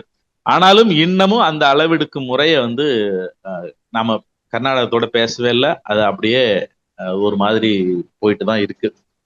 இது காவேரி சம்பந்தப்பட்ட விஷயங்கள்ல நான் தலையிட்டதாக நான் நினைச்சுக்கிட்டு இருக்கிற ஒரு விஷயம். அதன் பிறகு நம்ம புதுக்கோட்டை வந்தாச்சு. கஜா புயலுக்கு மறுநாள் கடற்கரை, புதுக்கோட்டையில கடற்கரை பகுதிகள்லாம் இருக்குது. நான் திருப்பி அதே அந்த 2 வீலர்ல பல இடங்கள்ல போய் பார்த்தப்ப பெரிய பெரிய ஆலமரம், அரச மரம், பாரம்பரிய மரங்கள் எல்லாமே வேரோடு சாய்ந்து கிடந்த கொடூரத்தை பார்த்தேன். ஆனா ஒரு விஷயத்தை நான் இந்த இடத்துல பதிவு பண்ண நினைக்கிறது, எந்த இடத்துலையும் பனை மரம் விழவே இல்லை. எந்த இடத்துலையும் பனை மரம் விழவே இல்லை. வரிசையா நிக்கிற பனைமரம் அப்படியே இருந்தது. என் செல்போன்ல படம் எடுத்து, பனையை தவிர மீதி எல்லாம் அழிஞ்சிருச்சு. இத திருப்பி இந்த விவசாயிகளால், மக்களால் ரீகால் பண்ண முடியுமானே தெரியல. தென்னை எல்லாம் சுத்தமா அவுட் ஆயிடுச்சு, இவங்க என்ன செய்ய போறாங்கன்னு தெரியலன்னு ஒரு கட்டுரை எழுதினேன். அதன் பிறகுதான் வந்து தென்னை மரத்துக்கு ஒரு ஒரு ரேட் ஒன்று பிக்ஸ் பண்ணி அந்த பணத்தை நாங்க எத்தனை மரம் அழிந்ததோ அத்தனை அவ்வளவு தொகையை நாங்க கொடுக்குறோம்னு கவர்மெண்ட் அறிவிச்சது. அப்பயுமே மத்திய அரசுல இருந்து வந்து ஒரு பெரிய உள்டாலாம் விட்டுட்டு போனாங்க. கப்பல்ல ஸ்ரீலங்கால இருந்து தென்னை மர கன்றுகளை கொண்டு வந்து புதுக்கோட்டையில இறக்கி வீடு வீடா கொடுக்க போறோம் அப்படின்லாம் சொன்னாங்க. ஒரு கண்ணு கூட வந்து சேரல இது வரைக்கும். இது வந்து அந்த கஜா நேரங்கள்ல நடந்த சம்பவம். அதன் பிறகு உங்களுக்கு தமிழ்நாட்டின் பல பேருக்கும் தெரிந்த வேங்கை வயல் தண்ணீர் தொட்டியில் மலம் கலந்த சம்பவம். அப்படி ஒரு சம்பவம் காலையில 7 மணிக்கு அங்க இருக்கிற பட்டியலின மக்கள், அங்கு வசிக்கிற மக்கள், அந்த இளைஞர்கள் போய் பாக்குறாங்கன்னு சொல்லி முதல்ல தகவல் தொலைக்காட்சி ஆட்களுக்கு தான் போச்சு. அதன் பிறகு நாங்க கலெக்டரேட்ல இருந்தோம். நாங்க ஒரு கார் எடுத்துக்கிட்டு போயிட்டோம். பக்கம் தான், நகரத்துக்கு கொஞ்சம் அருகாமையில் இருக்கிற ஒரு ஊரு. ஒரு 30 வீடு அநேகமா பட்டியலின மக்கள் வசிக்கிற 30 வீடு. அந்த அந்த வீடுகளை ஒட்டியே அந்த தொட்டி இருக்குது. இன்னமும் சந்தேகம் என்று கிளப்பப்படுகிற விஷயம் என்னன்னா, ஊருக்குள்ளர இருக்கிற, ஊருக்கு ஒட்டி இருக்கிற ஒரு இடத்துல வந்து வெளியே இருந்து வந்து கலந்தாங்களா அப்படிங்கிற பிரச்சனை வந்து இன்னுமே சீரியஸா இருந்துகிட்டே இருக்கு. தொடக்கத்திலிருந்து இப்போது வரைக்கும் இப்போ ஒரு 3 பேர் மீது அதே ஊரை சேர்ந்த 3 இளைஞர்கள் மீது வழக்கு பதிவு செய்யப்பட்டு சிபிசிஐடி டிஎஸ்பி கல்பனா வந்து கடுமையான மிரட்டல் எடுத்து அவங்க 3 பேர்த்தையும் குற்றம் சாட்டி நீதிமன்றத்தில் நிறுத்தி இருக்கிறார்கள். பாப்பா மோகன் கூட ஒரு முறை வந்து விட்டு சென்றிருக்கிறார். வழக்கு நடக்குது. இதுல போலீஸ் சொல்கிற அந்த கதை அது 100% நம்புற மாதிரியும் இல்ல, உறுதிப்படுத்துற மாதிரியும் கிடையவே கிடையாது. சயின்டிபிக் எவிடன்ஸ் நாங்க வச்சிருக்கிறோம் அப்படின்னு போலீஸ் சொன்னாங்க. நான் ஒரு ஆய்வாளர்கிட்ட கேட்டேன், நீங்க என்ன சயின்டிபிக் எவிடன்ஸ் வச்சிருக்கீங்க? அந்த பசங்க வந்து வாட்ஸ்அப் குரூப்ல வந்து பேசி இருக்கிறாங்க. நாளைக்கு பெரிய பிரளயம் கிளம்ப போது பார்த்துக்கிட்டே இருங்க எல்லாரும் அப்படின்னு பேசினாங்க. அது பேசினவன் இந்த பையன்தான் அப்படின்னு நாங்க வந்து குரல் மாதிரி சோதனையில் உறுதிப்படுத்திருக்கோம் அப்படின்னாங்க. எப்பா நீ ஒரு தண்ணி தொட்டியில மலம் இருக்குங்கிறத பார்த்துட்டு இப்படி நடந்து போச்சுடா வாங்கடான்னு அது சேத்துல சொல்லியிருக்கான் அந்த வீடியோல. இது பெருசாக போகுது அப்படின்னு அவன் சொல்லியிருக்கான். இத வந்து நீ அவன் தான் செஞ்சான்னு எப்படி எவிடன்ஸ் சொல்ற அப்படின்னா, இத சொன்னான்ல அவன் தான் அப்படின்னு முடிக்கிறாங்க. அப்புறம் வந்து 3 பேர்த்த விசாரிக்கின்ற பொழுது காவல்துறை ஒரு மாதிரி நெருக்குதல் கொடுக்கும் பொழுது அந்த ஒரு பையன்ட்ட அவங்களோட அம்மா சொல்றாங்க, தம்பி என்ன அடிச்சாலும் என்ன தரேன்னு சொன்னாலும் நீ எதையாவது ஒத்துக்காத அப்படின்னு கேஷுவலா சொல்லுது. இந்த ஒத்துக்காத அப்படிங்கிற அந்த வீடியோ மட்டும் வெட்டி திருப்பி ஊர் புறா பரப்புறாங்க. அப்படின்னா அந்த பையன் தான் செஞ்சிருக்கான், அவங்க அம்மா சொல்லுது, இதான் எவிடன்ஸ் அப்படின்றாங்க. இதை தாண்டி அந்த கேஸ்ல ஒரு பிட் எவிடன்ஸ் கூட கிடையாது. இன்னும் சொல்ல போனால் அந்த தொட்டியிலிருந்து எடுத்த மலம் அது டிஎன்ஏ படி ஆம்பளை, டிஎன்ஏ படி பொம்பளை இப்படின்லாம் நிறைய கதை சொன்னாங்கல்ல, அது எல்லாமே போய் முதல் ஃபர்ஸ்ட் டே சீன் நடந்தப்ப அங்க வந்து கந்தரகோட்டை எம்எல்ஏ இருந்தாரு, மார்க்சிஸ்ட் கம்யூனிஸ்ட் கட்சியினுடைய சட்டப்பேரவை உறுப்பினர். அதை எப்படியாவது பெருசாயிடக்கூடாதுன்னு அதிகாரிகள் மும்மரமா இருந்தாங்க. இப்ப என்ன பண்ணிட்டாங்கன்னா அதிகாரிகள் மக்களுக்கு தண்ணியை மாத்தி கொடுக்கணும் அப்படிங்கிற மூட்ல தொட்டில தண்ணியை பூரா திறந்து விட்டாங்க. சாம்பிள்ஸ் கலெக்ட் பண்ணணும்னு சொன்னாங்கல்ல, அதை எடுத்துட்டு போய் ஒரு இடத்துல கொட்டிவிட்டாங்க. மறுபடியும் போலீஸ் கலெக்ட் பண்ணதா சொல்றாங்கல்ல சாம்பிள்ஸ், அது நிஜமாலுமே தொட்டில இருந்த சாம்பிள் தானாங்கிறது $1 மில்லியன் கொஸ்டின். இப்படி அதுல பெரிய கேள்விகள், ஏகப்பட்ட கேள்விகள் இருக்குது. எந்த வீடியோ எவிடன்ஸ் கிடையாது, வேற இந்த இடத்துல பேசினவங்க அப்படி இப்படின்லாம் எந்த எவிடன்ஸ் கிடையாது, நாங்க பார்த்தோம் அப்படின்னு சொல்ற எவிடன்ஸ் கிடையாது. இன்னொன்னு குறிப்பா எங்களுக்கு இவங்க மேல டவுட் இருக்குது அப்படிங்கிற சஸ்பெக்டும் கிடையாது. இதுதான் பிரச்சனையே அங்க. இப்படி ஒரு மாதிரி அதை முடிக்கிறதுக்கு காவல்துறை முடிவெடுத்தது. ஆனா நான் என்னடா எப்படி ஜேபி சொல்றாப்லன்னு நினைக்காதீங்க. அந்த இடத்துல வந்து பெரும்பான்மையாக இருக்கிற அந்த முத்திரையர் சமூக மக்களும் ரொம்ப மைனாரிட்டியா, இப்ப 30 வீடு அந்த முத்திரையர் சமூக மக்கள் வாழ்கிற இறையூர் பகுதி வந்து கொஞ்சம் ஒரு 1/2 கிலோமீட்டர் தள்ளி இருக்கிற ஒரு பெரிய குடியிருப்பு, ஒரு 100 வீடு இருக்கும். இன்னும் ஒரு 10-20 குடும்பங்கள் வந்து கல்லர் கம்யூனிட்டி மக்கள் இருக்கிறாங்க. இதுதான் அந்த செட்டப், அந்த பேக்கேஜ். இதுல என்ன நடந்திருக்கும் என்பதை இதுவரைக்கும் வந்து யாராலையுமே தெளிவா சொல்ல முடியல. அப்படி சொல்றவங்க ஏதாவது ஒரு வகையில வந்து யார் சார்புடையவங்களாதான் இருந்து இருக்கிறாங்க. அது ஒரு சிக்கலான சம்பவம். அதுல வந்து யாரால தீர்வு சொல்ல முடியுங்கிறதெல்லாம் தெரியவே இல்லை. நான் முதல் நாள் ஃபர்ஸ்ட் டே 1ல காலையில 7 மணிக்கு எடுக்கிறாங்கன்னா 11 மணிக்கு நாங்க போயிட்டேன். அதே மக்கள்கிட்ட நான் வந்து உங்களுக்கு யார் மேலேயாவது சந்தேகம் இருக்கான்னு கேட்டோம். எங்களுக்கு யார் மேலேயும் சந்தேகம் இல்லை, இப்படி ஒரு சம்பவம் யார் செஞ்சிருப்பாங்கன்னு எங்களுக்கு தெரியல, எங்களுக்கு ரொம்ப தலைவலியா இருக்கு, ரொம்ப மன கவலையா இருக்கு அப்படிதான் சொன்னாங்க. இது அப்ப எனக்கு ஒரு என்ன தோணுதுன்னா, நம்ம இதுக்கு மேல செய்தி எழுதவே முடியாது போல இருக்கே. யார் புகார் சொல்ல வேண்டியவங்களே இப்படி சொல்றாங்களே, இது என்ன ரொம்ப சிக்கலா இருக்கேன்ட்டு வந்தாச்சு. ஊரை விட்டு டவுனுக்கு வந்தாச்சு, ஆபீஸ் வந்தாச்சு, ரூமுக்கு வந்தாச்சு. அதன் பிறகு அது போற ட்ராக் ஒட்டி தான் நாங்க செய்திகள் எழுத வேண்டியதா போச்சு. இதுல இது இது இது ஒரு பக்கம். இன்னொரு பக்கம் வந்து காவல்துறையினர் எப்படியாவது ஒண்ணு இந்த வழக்கை முடிக்கணுங்கிறதுக்காக பல வகையில எதையாவது ஒண்ணு கிளப்பி விடுறது. முதல்ல இந்த அதே வாட்ஸ்அப் குரூப்ல வீடியோ போட்டாங்க இல்லையா, அந்த வீடியோ எடுத்து வச்சுக்கிட்டு கடைசி நேரத்துல இப்ப கூட போட்டாங்க. இந்த பாருங்க எடுக்கிறாங்க, பாருங்க இது எடுக்கிறாங்கன்னு சொல்லாம இவங்கதான் போட்டாங்கன்னே அந்த வீடியோ காமிச்சாங்க. எல்லா சமூக ஊடகங்கள்லயும் பரப்புனாங்க. முகநூல்ல, ட்விட்டர்ல அந்த வீடியோக்கள் வரும்போதே நான் போய் திருப்பி நமக்கு தெரிஞ்ச ஆட்களே இதை ஷேர் பண்றாங்களேன்னு கீழே போய் இது முத நாள் எடுத்த வீடியோயா, கலெக்ட் பண்ணும்போது எடுத்த வீடியோவை அவங்கதான் போட்டாங்கன்னு சொல்றீங்களே, குழப்பமா இல்லையா அப்படின்னா, ஆமாமா இது பழைய வீடியோ அப்படின்னு சொல்லி திருப்பி அழிச்சிருவாங்க. இப்படி ரொம்ப கடந்து வந்துகிட்டே இருந்தது. இப்ப வழக்கு நடக்குது. அது எந்த வகையில் முடியும் தெரியல. தோழர் பாப்பா மோகன் திருப்பி வராங்க. ஆனா அதுக்காக அங்க வந்து டிஸ்கிரிமினேஷன் இல்லையா, இப்ப ஒதுக்குதல் இல்லையா, புறக்கணிப்பு இல்லையா அப்படின்னா அந்த இடத்துலதான் நான் இங்க பதிவு பண்ண வேண்டிய சில விஷயங்கள் இருக்கு. அது அந்த ஊர் மட்டும் இல்லை, புதுக்கோட்டையின் ஒரு ஒரு ஒரு செக்டார்ல வந்து இந்த மாதிரி பிரச்சனை நிறையவே இருக்கு. முத்திரையர் சமூக மக்களா இருக்கட்டும், கல்லர் சமூக மக்களா இருக்கட்டும், அவங்க ஏரியால இருக்கிற ஒரு கோவில், பொதுவான கோவிலா இருந்ததுன்னா சர்ச்சை ஆகலையே தவிர பக்கத்துல இருக்கிற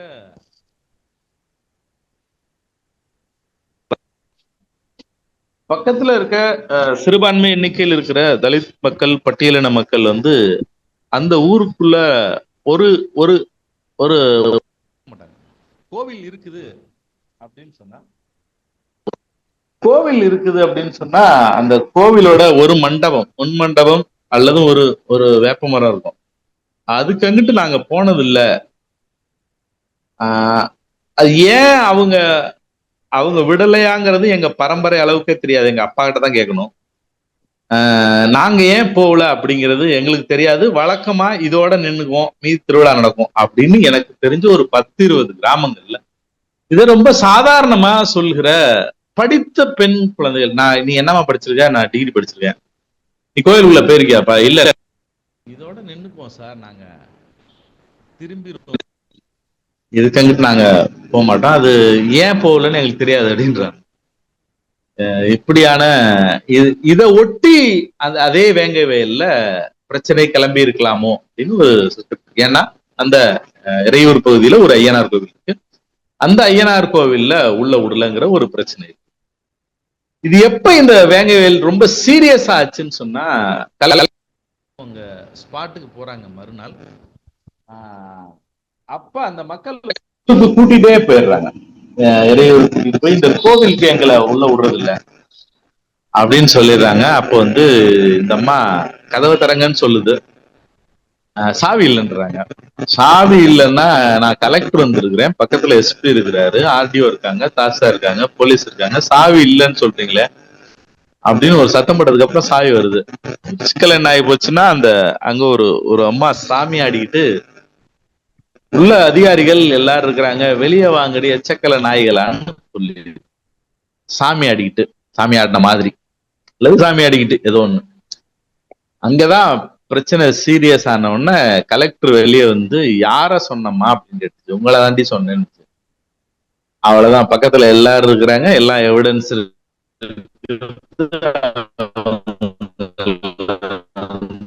புக் பண்ணு.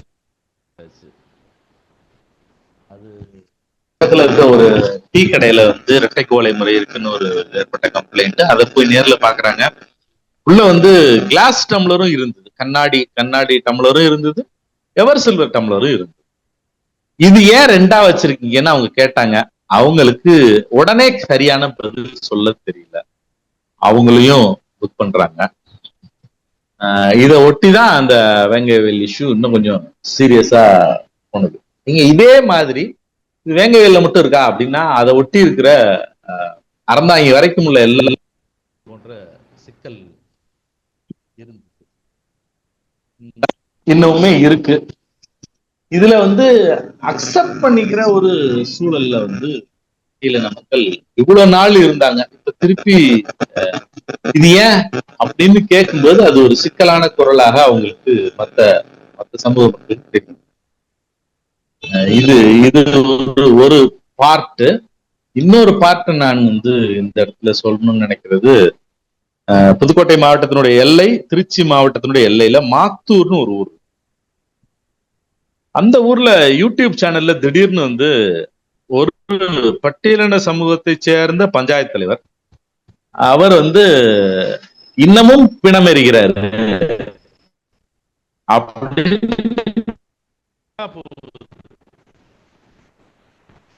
ஒரு கட்டத்துல சரி நமக்கும் கேட்பாங்களே, நான் இது பத்திரிகையாளர்களுக்குள்ள நெருக்கடியை நான் கடைசியில அத மிக்ஸ் பண்றேன், கேட்பாங்களே அப்படின்னு சொல்லிட்டு நானும் கிளம்பி போனேன். அவர்கிட்ட போய் உட்கார்ந்து என்ன பண்றீங்கன்னு கேட்டேன்.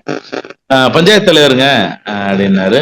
அடிப்படையில நான் வந்து அதிமுகங்க, நான் வந்து ஆனா ஊராட்சி எல்லாம் அரசியல் இல்லைங்கிறதுனால நான் நின்னேங்க. என்னை நிக்க சொன்னாங்க. இது வந்து ரிசர்வ்டு தொகுதிங்கிறதுனால பஞ்சாயத்துங்கிறதுனால என்னை நிக்க சொன்னாங்க. நான் நின்னேன். இப்ப இருக்கிறேன் அப்படின்னு சொன்னவரு அதுக்கு பிறகு சொன்னது எனக்கு பெரிய அதிர்ச்சியா இருந்தது.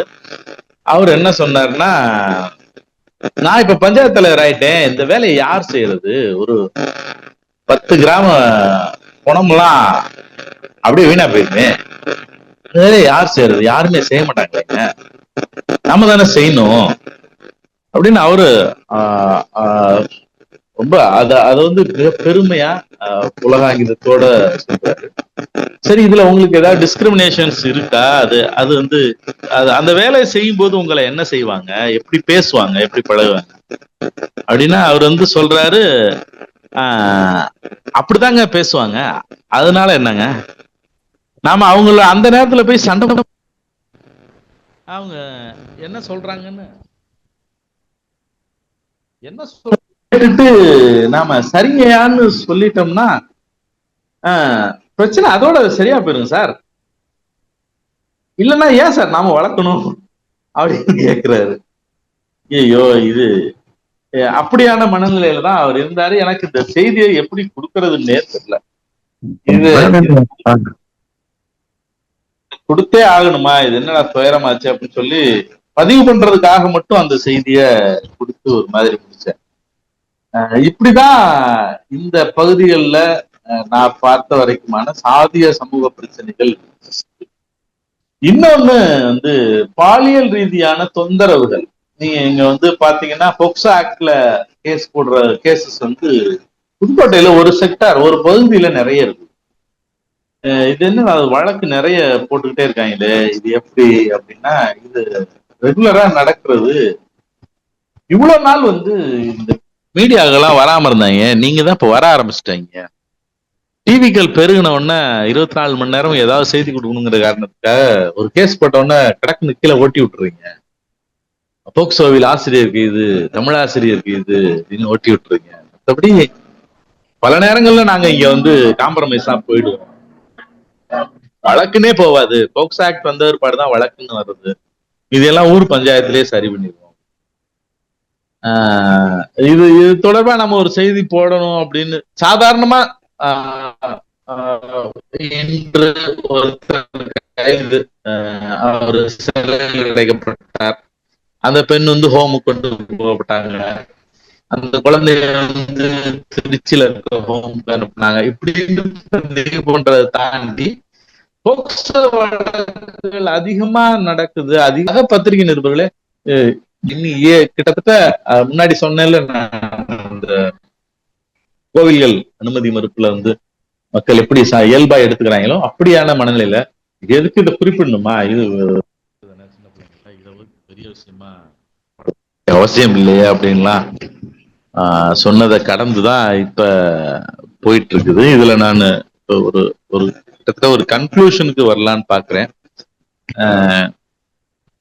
பொதுவாவே பத்திரிகையாளர்கள் மேல ஒரு ஒரு ஒரு வருத்தம், ஒரு கோபம், ஒரு எளிமநிலை மக்களின் டோன் டவுன் பண்ணி நான் பொது வெளியிலும் பேசிட்டு இருக்கிறதுனால அதை கேட்பாங்க.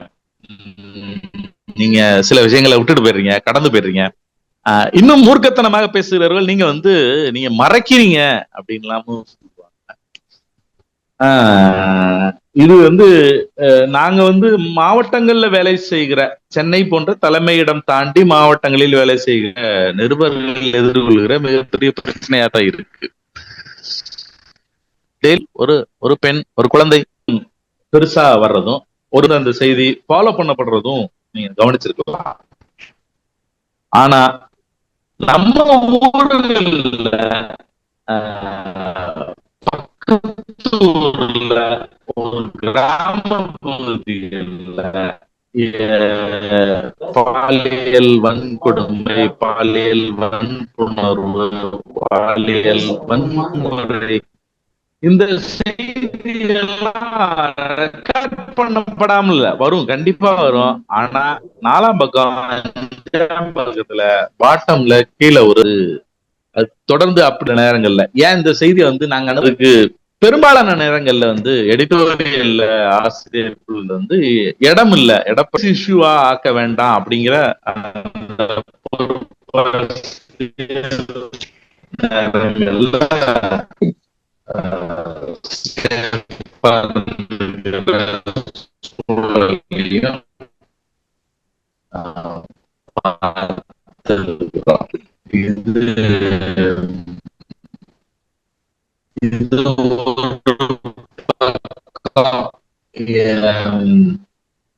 இப்ப புதுசா வருகிற பத்திரிகையாளர்களுக்கு ஒரு பிரத்யேகமான விஷயங்களை பாக்குறதே கூட கிடையாது.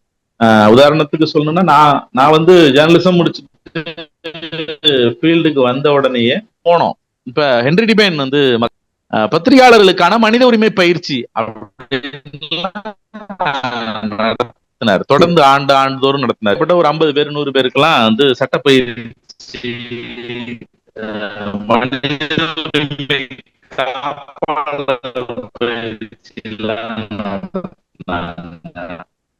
நான் 2 முறை கலந்துட்டு வந்தேன். அதன் பிறகு காந்திகிராமம் யூனிவர்சிட்டியில எல்லாம் இலவசமாவே பயிற்சி எல்லாம் படிக்கிறதுக்கு அப்படியான பயிற்சி எல்லாம் இப்ப சமீபமா எதுவுமே நடக்கிறது இல்ல. அது போல இந்த சிறுமிகள், பெண்கள் மீதான வன்கொடுமைகள் தொடர்பா நடக்கிற அது போன்ற பயிற்சிகளுமே கூட நடந்தது. நான் தருமபுரியில இருந்தப்ப கிருஷ்ணகிரியில போய் ஒரு பயிற்சிக்கு போயிட்டு இருந்தேன். அது போலவும் ஒரு கடந்த 5 ஆண்டு 6 ஆண்டுகள்ல பயிற்சிகள் இருக்கிறதே கிடையாது. சிஸ்டம் எல்லாம் குறைஞ்சு போச்சு. இது ஒரு பெரிய சிக்கலா இருக்கு. அது குறிப்பா தமிழ் ஜேர்னலிஸ்ட்ல அது ரொம்ப சீரியஸாவே இருக்குது. இங்கிலீஷ்ல கூட ஓரளவுக்கு ஏதாவது படிப்பாங்க, ஃபைட் பண்ணுவாங்க. அப்படி தமிழ்ல சுத்தமா இல்லாம போயிடுச்சு. பெரும்பாலும் உள்ளூர்ல வேலை செய்கிற நிருபர்கள் கொஞ்சம் டோன் டவுன் பண்ணி போற பிரச்சனைகளையும் பார்க்க வேண்டியது. இப்படி நிறைய விஷயங்களோட தான் இந்த ஃபீல்டு போயிட்டு இருக்கு. ஆனா என்ன துரதிஷ்டம்னா, நான் எஸ்கேப் ஆகி பேசுறேங்கிறது யாரு நினைச்சிருக்காங்க. தினமணியில ஒரு காலத்துல ரொம்ப சீரியஸான ரீடர்ஸ் இருந்தாங்க, இப்போ இருக்கிறாங்க. ஆனா ரொம்ப குறைஞ்சிருக்கு. ஒரு செய்திய பிழையாவோ, ஒரு செய்திய குறைவாவோ, ஒரு செய்தியை மிகைப்படுத்தியோ எழுதியிருந்தா போஸ்ட் கார்டு எடுத்து எழுதிடுவாங்க. ஆபீஸ்க்கு போஸ்ட் கார்டு வந்துடும். இப்ப அப்படியெல்லாம் எந்த கடிதமும் வர்றதில்ல. வாசிப்பு குறைஞ்சு போனது, வாசிப்பு குறைஞ்சு போய் செய்திகள் மீதான விமர்சனங்கள் அதை செழுமைப்படுத்துகிற வேலை குறைஞ்சு போனதுனால ஒரு வேலை இந்த துறை இன்னும் கொஞ்சம் சிக்கலுக்குள்ளாகி போயிட்டே இருக்கும்னு ஒரு பத்திரிகையாளர் ஞானி இருந்தப்ப அதை அவர் முயற்சி எடுப்பார். ஏதாவது பிழை எடுத்தா உடனே ஒரு அஞ்சல் அட்டை எடுத்து எழுதி போடுங்க, எவனாவது படிப்பான், யாராவது ஒருத்தர் படிப்பாங்க. அது ஒரு காலத்துல அதுல மாற்றம் வரும்னு சொன்னாரு. அவர் இருந்த வரைக்கும் அந்த அஞ்சல் அட்டை இருந்தது. அதுக்கப்புறம் அந்த செழுமை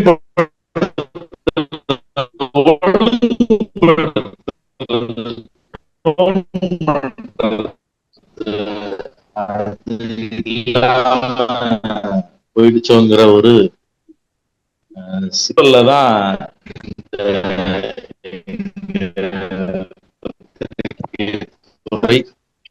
நடைபெற்று இருக்கு. இது கூட இந்த இப்ப ஒரு ஒரு பெரிய சிக்கலை உண்டாக்கி இருக்கு. நிறைய தப்பா பரப்புறாங்க.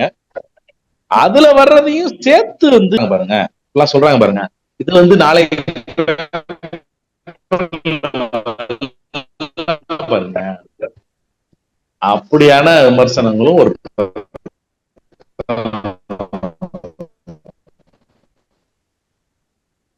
கலந்து கட்டிதான் போகுது சூழல்.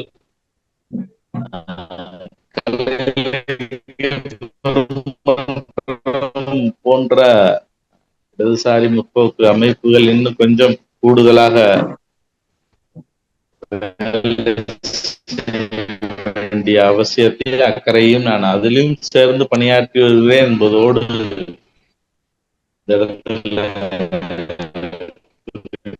விரும்புகிறேன். இதுல வேற ஏதாவது நீங்கள் எதிர்பார்த்த விஷயங்களை நான் தொட்டேனா என்று எனக்கு முக்கியமா தெரியல. அண்ணன் கங்கா ஜேபி நீ பேசணும் அப்படின்னாரு.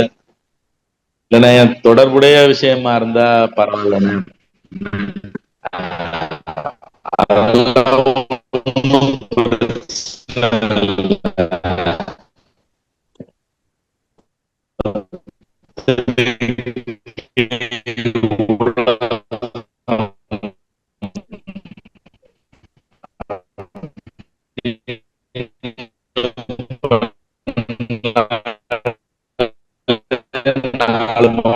போயிட்டு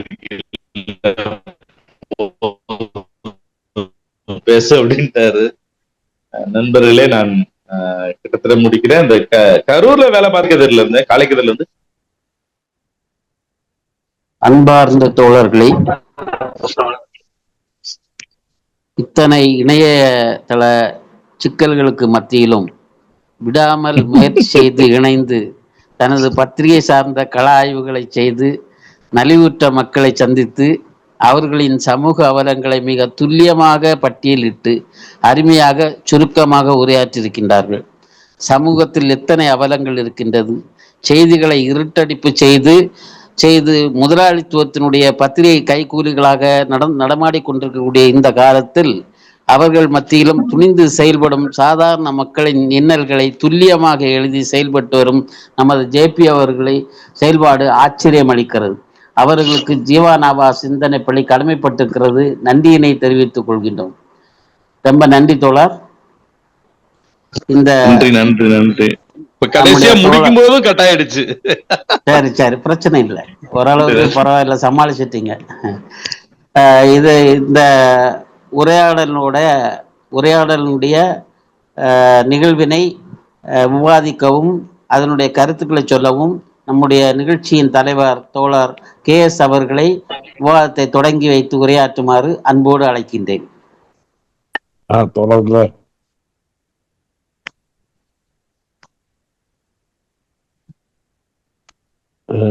இன்னைக்கு ஒரு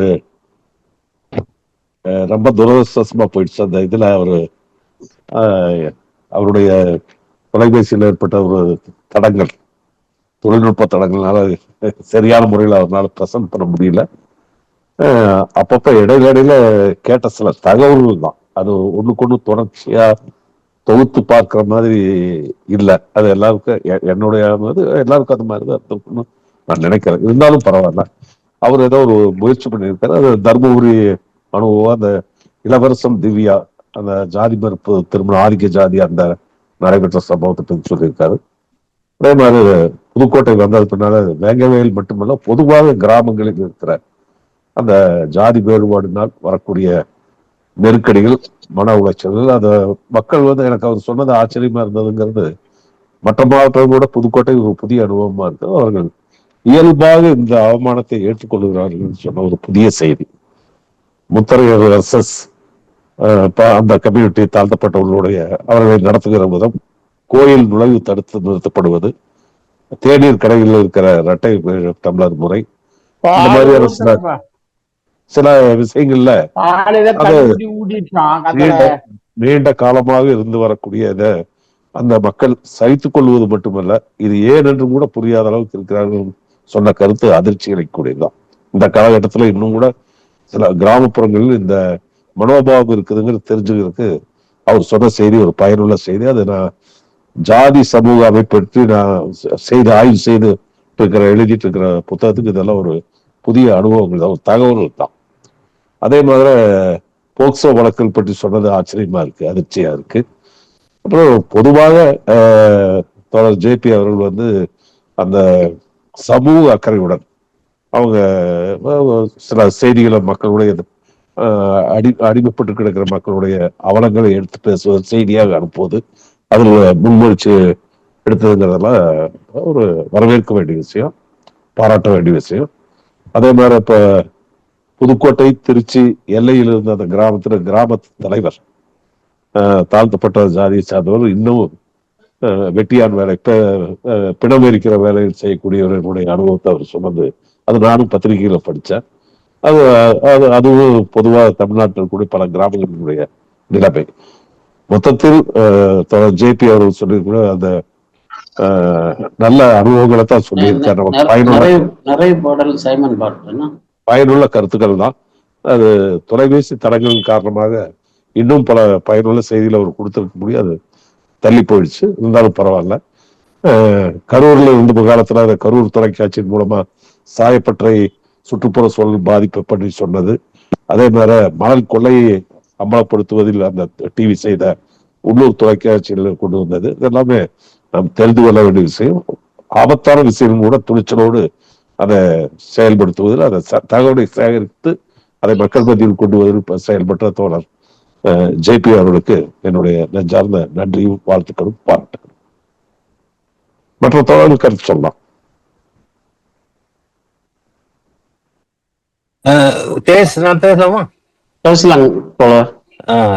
தோழர்களே, ரொம்ப ஒரு வெகு அற்புதமாக அமைந்திருக்க வேண்டிய ஒரு உரை இணைய சிக்கல் காரணமாக கொஞ்சம் குறைந்த அளவுல தான் அது ரிசீவ் ஆயிருக்குங்கிறது தான் வருத்தமான உண்மை. முக்கியமான விஷயத்த சொல்ல வரும்போது அப்ப என்ன ஆச்சு தெரியுங்களா அப்படின்னு ஒரு கிட்டத்தட்ட ஒரு துப்பறியும் கதை சொல்லும்போது அந்த இடத்துல வாய்ஸ் அப்படியே உள்ள போயிருந்தது. என்ன இதெல்லாம் ரொம்ப இதா இருக்கு, ரொம்ப டிசப்பாயிண்டிங்கான ஃபேக்டர். அதே மாதிரி திருச்சி மாநாட்டுல பொன்னிலன் அப்படின்னு சொன்னாரு. அதுக்கு பிறகு ஏதோ முக்கியமான செய்தி வரும்போது பார்த்தா அதுக்கப்புறம் ஒண்ணுமே தெரியல. இந்த மாதிரி அதே மாதிரி தருமபுரி மேட்ல இளவரசி அவங்க அந்த இடதுசாரி தோழர்களுடைய ஊராட்டம், அங்கெல்லாம் நிறைய செய்திகள் சொல்ல வந்தாரு. அது அவங்க என்ன சொன்னாருங்கிறத புரிஞ்சுக்க முடியல. டெஸ்பைட் அவங்க இடதுசாரி எம்எல் குழுக்கள் அங்க இருக்கிற அந்த சூழலிலும் கூட இது போன்ற நம்ப முடியாத கற்பனை கெட்டாத கொடூரங்கள் எப்படி நிகழ்ந்ததுங்கிற அந்த ஆய்வு அவரு நிச்சயம் செஞ்சிருப்பாரு. அவர்களுடைய ஒரு காலத்துல அவர்கள் செய்த வேலையினுடைய தாக்கம் அங்க அந்த மண்ணில் இல்லாமையா போயிருக்கும் அப்படிங்கிற கேள்விகள்லாம் இருக்கு. அது இணைய சிக்கல் பெரிய ஒரு ஏமாற்றம். அடிப்படையா இன்றைய உரையினுடைய ஏமாற்றம் தான் எனக்கு ரொம்ப டாமினண்டா மனசுல ஓடிட்டு இருக்கு. காரணம் என்னன்னு கேட்டீங்கன்னா, அவருக்கு அவ்வளவு ஆழமான அற்புதமான அனுபவங்கள் இருக்கு. மட்டுமல்ல, சமூகத்தை பற்றிய ஒரு தெளிவான உறுதியான ஒரு எப்படி பார்க்கணுமோ அப்படி பார்க்கக்கூடிய சிந்தனை போக்கு அவருக்கு இருக்கு. அதுக்கான உள்ள துணிவும் இருக்குங்கிறது தெரியுது. அப்படி இருக்கும்போது அவர்கிட்ட நம்ம நிறைய செய்திகளை தெரிஞ்சுக்கக்கூடிய வாய்ப்பு இருக்குது. இப்போ எனக்கு ஒரே ஒரு கேள்வி. இப்ப தருமபுரியில அந்த பாலனப்பு போன்ற அஞ்சலி செய்திகளை வேறு எந்த பத்திரிகையும் போடாத போது நீங்கள் மட்டும் போட்டீங்க, தொடர்ந்து போட்டீங்க, ஒவ்வொரு ஆண்டும் போட்டீங்க. அதே மாதிரி ஒரு பழையலுக்கு பிறகு மாநாடு நடக்கும் பொழுது மாநாடு நடந்த 2-3 நாட்களும் முழுப்பக்க கட்டுரைங்கிற அளவுக்கெல்லாம் வண்ணப்படங்கள் போட்டெல்லாம் போட்டீங்க. அப்படி போன்ற செய்திகள்லாம் நிறைய சொன்னீங்க. என்னுடைய கேள்வி என்னன்னு கேட்டீங்கன்னா, இப்படி பொதுவாக இருக்கக்கூடிய பத்திரிகையுடைய மரபு, இதெல்லாம் மரபு இலக்கிய இது இடதுசாரி சிந்தனை 10 பேர் சேர்ந்து ஆர்ப்பாட்டம் போட்டா 8வது கடைசி பேஜ்ல 1.5 இன்ச்சு செய்தி போடுறதுதான் பத்திரிகையினுடைய தர்மம். அப்படிதான் நடந்துட்டு இருக்கு. இங்க வரான்னு கத்திட்டு ஊர்வலம் போய் கோஷம் போடுவாங்க நம்ம தோழர்கள்லாம். பார்த்தா பேப்பர்ல ஏதோ ஒரு பக்கத்துல அட்ரஸ் இல்லாத பக்கத்துல 8th காலம்ல ஒரு 1.5 இன்ச்சு செய்தி மட்டும் போடுவாங்க. அப்படி இருக்கிற ஒரு சூழல்ல உங்களால் மட்டும் எப்படி இந்த அளவுக்கு ஒரு வைப்ரண்டா நீங்க செயல்பட்டீங்கிறது உங்களுடைய சிறப்பு, அது ஒத்துக்கிறேன். அது எப்படி இம்ப்ளிமெண்ட் பண்ண முடிஞ்சது? அந்த பத்திரிகை தர்மம் உங்களை பொறுத்த மட்டும் எப்படி இழகி கொடுத்தது அப்படிங்கிற, அல்லது அதற்காக நீங்க எதுவும் போராட்டத்தை வேஜ் பண்ணீங்களா, அல்லது பத்திரிகை நிறுவனமும் அந்த அதிகார வர்க்கத்தில் உள்ளவர்கள் அல்லது விஷயங்களை தீர்மானிக்கக்கூடிய சக்தியா இருக்கக்கூடியவங்க உங்களுடைய இன்டெகிரிட்டி மேல உள்ள அழுத்தமான அசைக்க முடியாத நம்பிக்கையின் காரணமாக whatever JP says is okay அப்படிங்கிற ஒரு முடிவுக்கு வந்தாங்களா கேள்விகள்லாம் இருக்கு. அல்லது அது சம்பந்தமா உங்களுடைய போராட்டங்கள் அல்லது சங்கடங்கள், சமாளிப்புகள், இதெல்லாம் வந்து நீங்க எந்த அளவுக்கு சொல்ல முடியுமோ அந்த அளவுக்கு சொன்னீங்கன்னா நல்லா இருக்கும். அப்புறம் இன்னைக்கு உரையில வந்து ரொம்ப கவனிக்க வேண்டிய ஒரு விஷயம் என்னன்னு கேட்டீங்கன்னா, நம்ம அடிக்கடி சமூகத்துல டீ கடையில பஸ்ல எல்லா பக்கமும் கேள்விப்படுற ஒரு வாக்கியம் என்னன்னா, இப்பெல்லாம் யார் சார் ஜாதி பாக்குறாங்க. இது வந்து சர்வசாதாரணமா எல்லாரும் கேட்டிருக்கோம். சும்மா இப்ப யார் சார் ஜாதி இப்படி சொல்றது யாருன்னா அவன் ஜாதி பாக்குறவங்க தான், ரொம்ப தீவிரமா ஜாதி அபிமானம் உள்ளவன் தான் நம்மள்ட்ட சொல்லுவோம் இப்பெல்லாம் யார் சார் ஜாதி பாக்குறாங்க. ஆனா இவங்க ஜேபியினுடைய சில கருத்துக்கள் கேட்கும் பொழுது ஜாதிய நிலைமைகள் இன்னும் எப்படி தலைவிரி கோலமா வன்மம் எடுத்து கிராமப்புறங்களை ஆடிட்டு இருக்குங்கிறத அந்த ஒரே ஒரு இன்சிடென்ட்ல சொன்னார். அந்த கலெக்டர், டிஎஸ்பி போன்ற உயர் அதிகாரிகள் வந்து அந்த பூட்டப்பட்ட கோவிலை திறன்னு சொல்லும் பொழுது சாவி இல்லைன்னு சொல்லுகிற எகத்தாளம். இவ்வளவு பெரிய ஹை பவர்டு ஆபீசர்ஸ் வரும் பொழுது அந்த உள்ளூர் இருக்கிற ஒருத்தர் வந்து பொறுப்பானவர் வந்து சாவி இல்லை அப்படின்னு சொல்றதுக்கு ஒரு எகத்தாளம் தான் அது. அந்த அளவுக்கு கிள்ளுக்கரைய இந்த உயர்மட்ட மதிக்கக்கூடிய அளவுக்கு, நினைக்கக்கூடிய அளவுக்கு அவனுடைய ஜாதிய அத்தாரிட்டி இருக்கிறத அவன் நினைச்சிட்டு அவன் சொல்றான். அவ்வளவுதான். உடனே இவங்க மறுமொழியாக எங்கேயா போகும் சாமின்னா எப்படியோ மேனேஜ் பண்ணி கொண்டு வந்து திறந்து போனா அங்க யாருக்கும் சாமி வருதாமா. எவன்டா அவன் உள்ள போறது, யாரடி உள்ள போறதுன்னா சாமி ஆடிட்டு கேட்கும்போது அந்த கலெக்டர் அம்மா வந்து நீ யார சொன்னா ஒன்னத்தான் சொன்ன. இது என்ன ஒரு மனநிலை? அது சாமி வந்து சாமியா பேசு ஆடிட்டு இவங்க தான் பேசியிருக்காங்க. அப்ப ஒரு சாதாரண பெண்மணி ஒரு கலெக்டரை பார்த்து வாடி போடி ஒன்னை தாண்டி சொன்னேன்னு சொல்லக்கூடிய அளவுக்கு வண்ணம் தலைவிரி ஆடி இருக்குதுன்னா இது வந்து பயங்கரமா இருக்கு கேட்கறதுக்கு. ஜேபி சொல்லும் பொழுது உண்மையாவே நான் கூட இந்த பொதுவான சொல்லாடர்கள் இப்பெல்லாம் யார் ஜாதி பாக்குறாங்கன்னா ஓகே பாக்குறதெல்லாம் இல்லாதான் போல இருக்கு. ஏதோ கல்யாணம் கழிச்சுன்னா ஒண்ணு ஜாதியை பார்த்துட்டு நம்ம ஜாதியில கல்யாணம் அந்த அளவு இருக்கிறாங்க, மற்றபடி எல்லாம் ஜாதி எல்லாம் வச்சுக்கிட்டா ஓரளவுக்கு வந்து மெல்லோ டவுன் ஆயிடுச்சு அப்படின்னு ஒரு சிந்தனை போக்குக்கு வந்துடலாமான்னு யோசனை இருக்கும் பொழுது இங்க ஒரு சாதாரண பொம்பளை கலெக்டர் பார்த்து ஏண்டி வாடி போடின்னு கேட்கிற அந்த வன்மம், அந்த தைரியம், அந்த அத்தாரிட்டி எங்க இருந்து வருதுன்னு நினைச்சா எனக்கு அந்த ஜேபி சொன்னது நம்பவே முடியல. அந்த அளவுக்கு ஒரு அதிர்ச்சிகரமான ஒரு செய்திகள். JP is a person with wealth of information that we ought to know. நாம் தெரிந்து கொள்ள வேண்டிய பொக்கிஷமான செய்திகள் அவர்கிட்ட நிறைய இருக்குங்கிறது தெரியுது. அவர் வந்து நீ வரக்கூடிய காலகட்டங்களில் இந்த இன்டர்நெட் வந்து இன்னும் ஸ்ட்ரென்தன் பண்ணிக்கிட்டே அல்லது அதுக்கு ஏதாவது உறுதியான ஒரு ஏற்பாடு செஞ்சுட்டு 2-3 உரைகள் அவர் தர வேண்டிய அளவுக்கு அவருக்கு செய்திகள். உதாரணம் அந்த எனக்கு இன்னொரு முக்கியமான கேள்வி இருக்கு. நான் ரொம்ப ரொம்ப நேரம் பேசணும்னு பயமா இருக்கு. அந்த மலை ஏறி போனாங்க இல்லையா, அந்த 30 குடிசை தான் இருந்தது.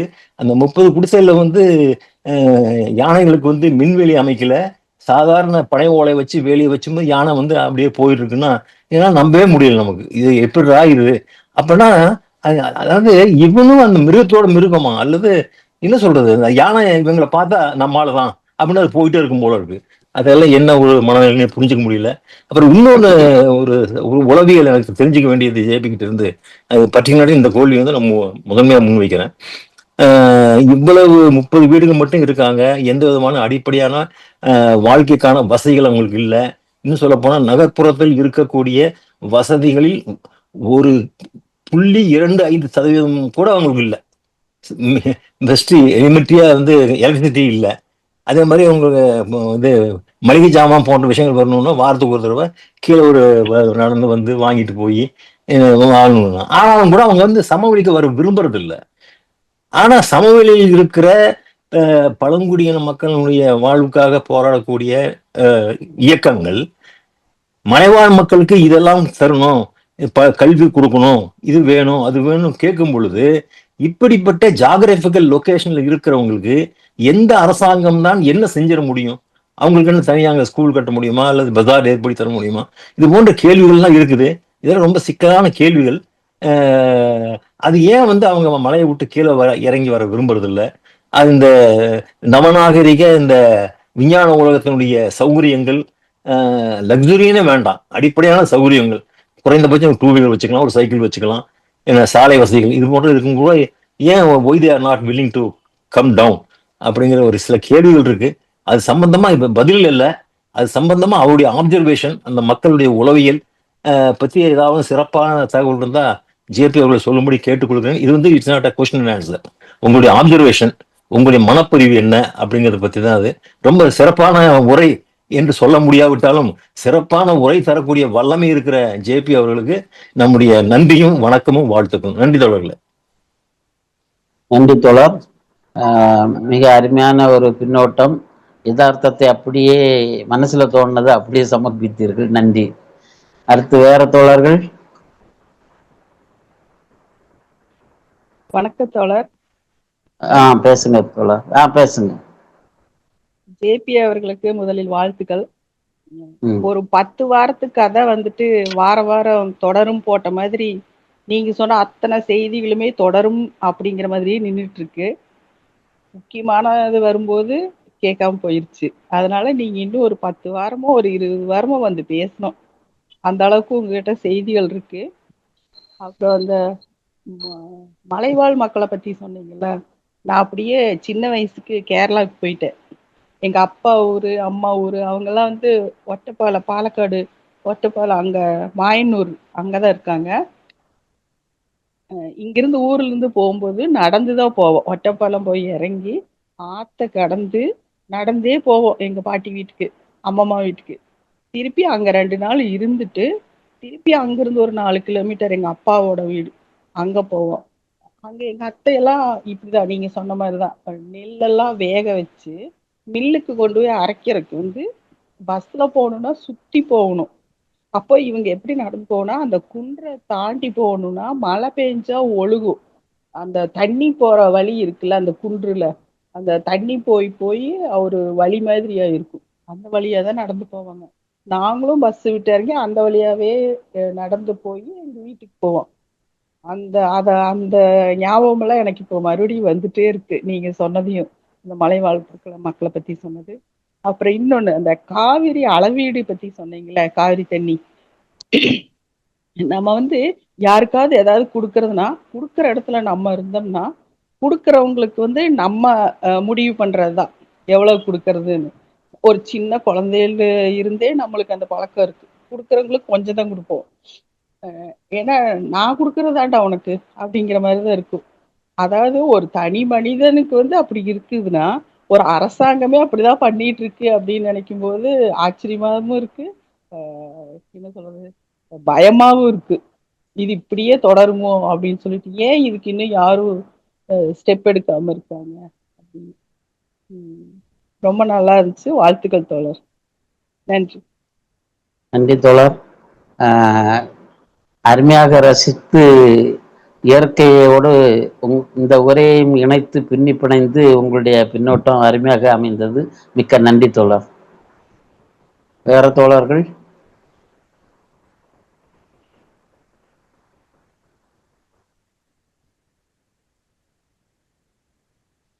தோழர்கள் வேற கருத்துக்கள்? தோழர் இன்னொன்னு சொல்லணும், அந்த கஜா புயல் வந்தப்போ பனைமர விழல அப்படின்னு சொன்னார்ல, அது ரொம்ப ஆச்சரியமான விஷயம். நம்ம நாட்டுடைய இந்த மரமே வந்து பனை மரம் தான். ஏன் அது வந்து தமிழ்நாட்டுலதான் அதிகமா பனை மரம் இருக்குமா? அது ஏன் நம்ம வந்து எல்லாம் அழிச்சிட்டு வரோம்? அது மறுபடியும் இப்ப ஒவ்வொருத்தங்களும் அது வந்து முன்னெடுத்துட்டு இருக்காங்க, பனை மரத்தை நட்டு அது வளர்த்தணும் அப்படின்னு. ஏன்னா ஒரு தலைமுறையே முடிஞ்சதுக்கு அப்புறம் தான் அது வந்து நம்மளுக்கு பயன் தரும். அதனாலதான் அதை யாரும் அதிகமா நடுறதுக்கோ அதை விளைவிக்கிறதுக்கோ முன் வர்றதில்லை அப்படிங்கிற மாதிரி எனக்கு நான் கேள்விப்பட்டேன். அது வந்துட்டு இன்னும் நிறைய பனை மரத்தை நட்டு அதனுடைய பயன்கள் பெறணும்னு ஆசைப்படுறேன். அதுக்கான ஒரு முன்னெடுப்பு எல்லாருமே பண்ணணும். நன்றி தோழர். அதுவும் ஒரு கப்பல்ல வந்து பனைமர கன்றுகள் வந்து இறக்குமதி ஆகும். அதுக்கும் ஒரு வாக்குறுதி வரும். அப்போது நாம் அதை கண்டிப்பாக எதிர்பார்த்து இருப்போம்.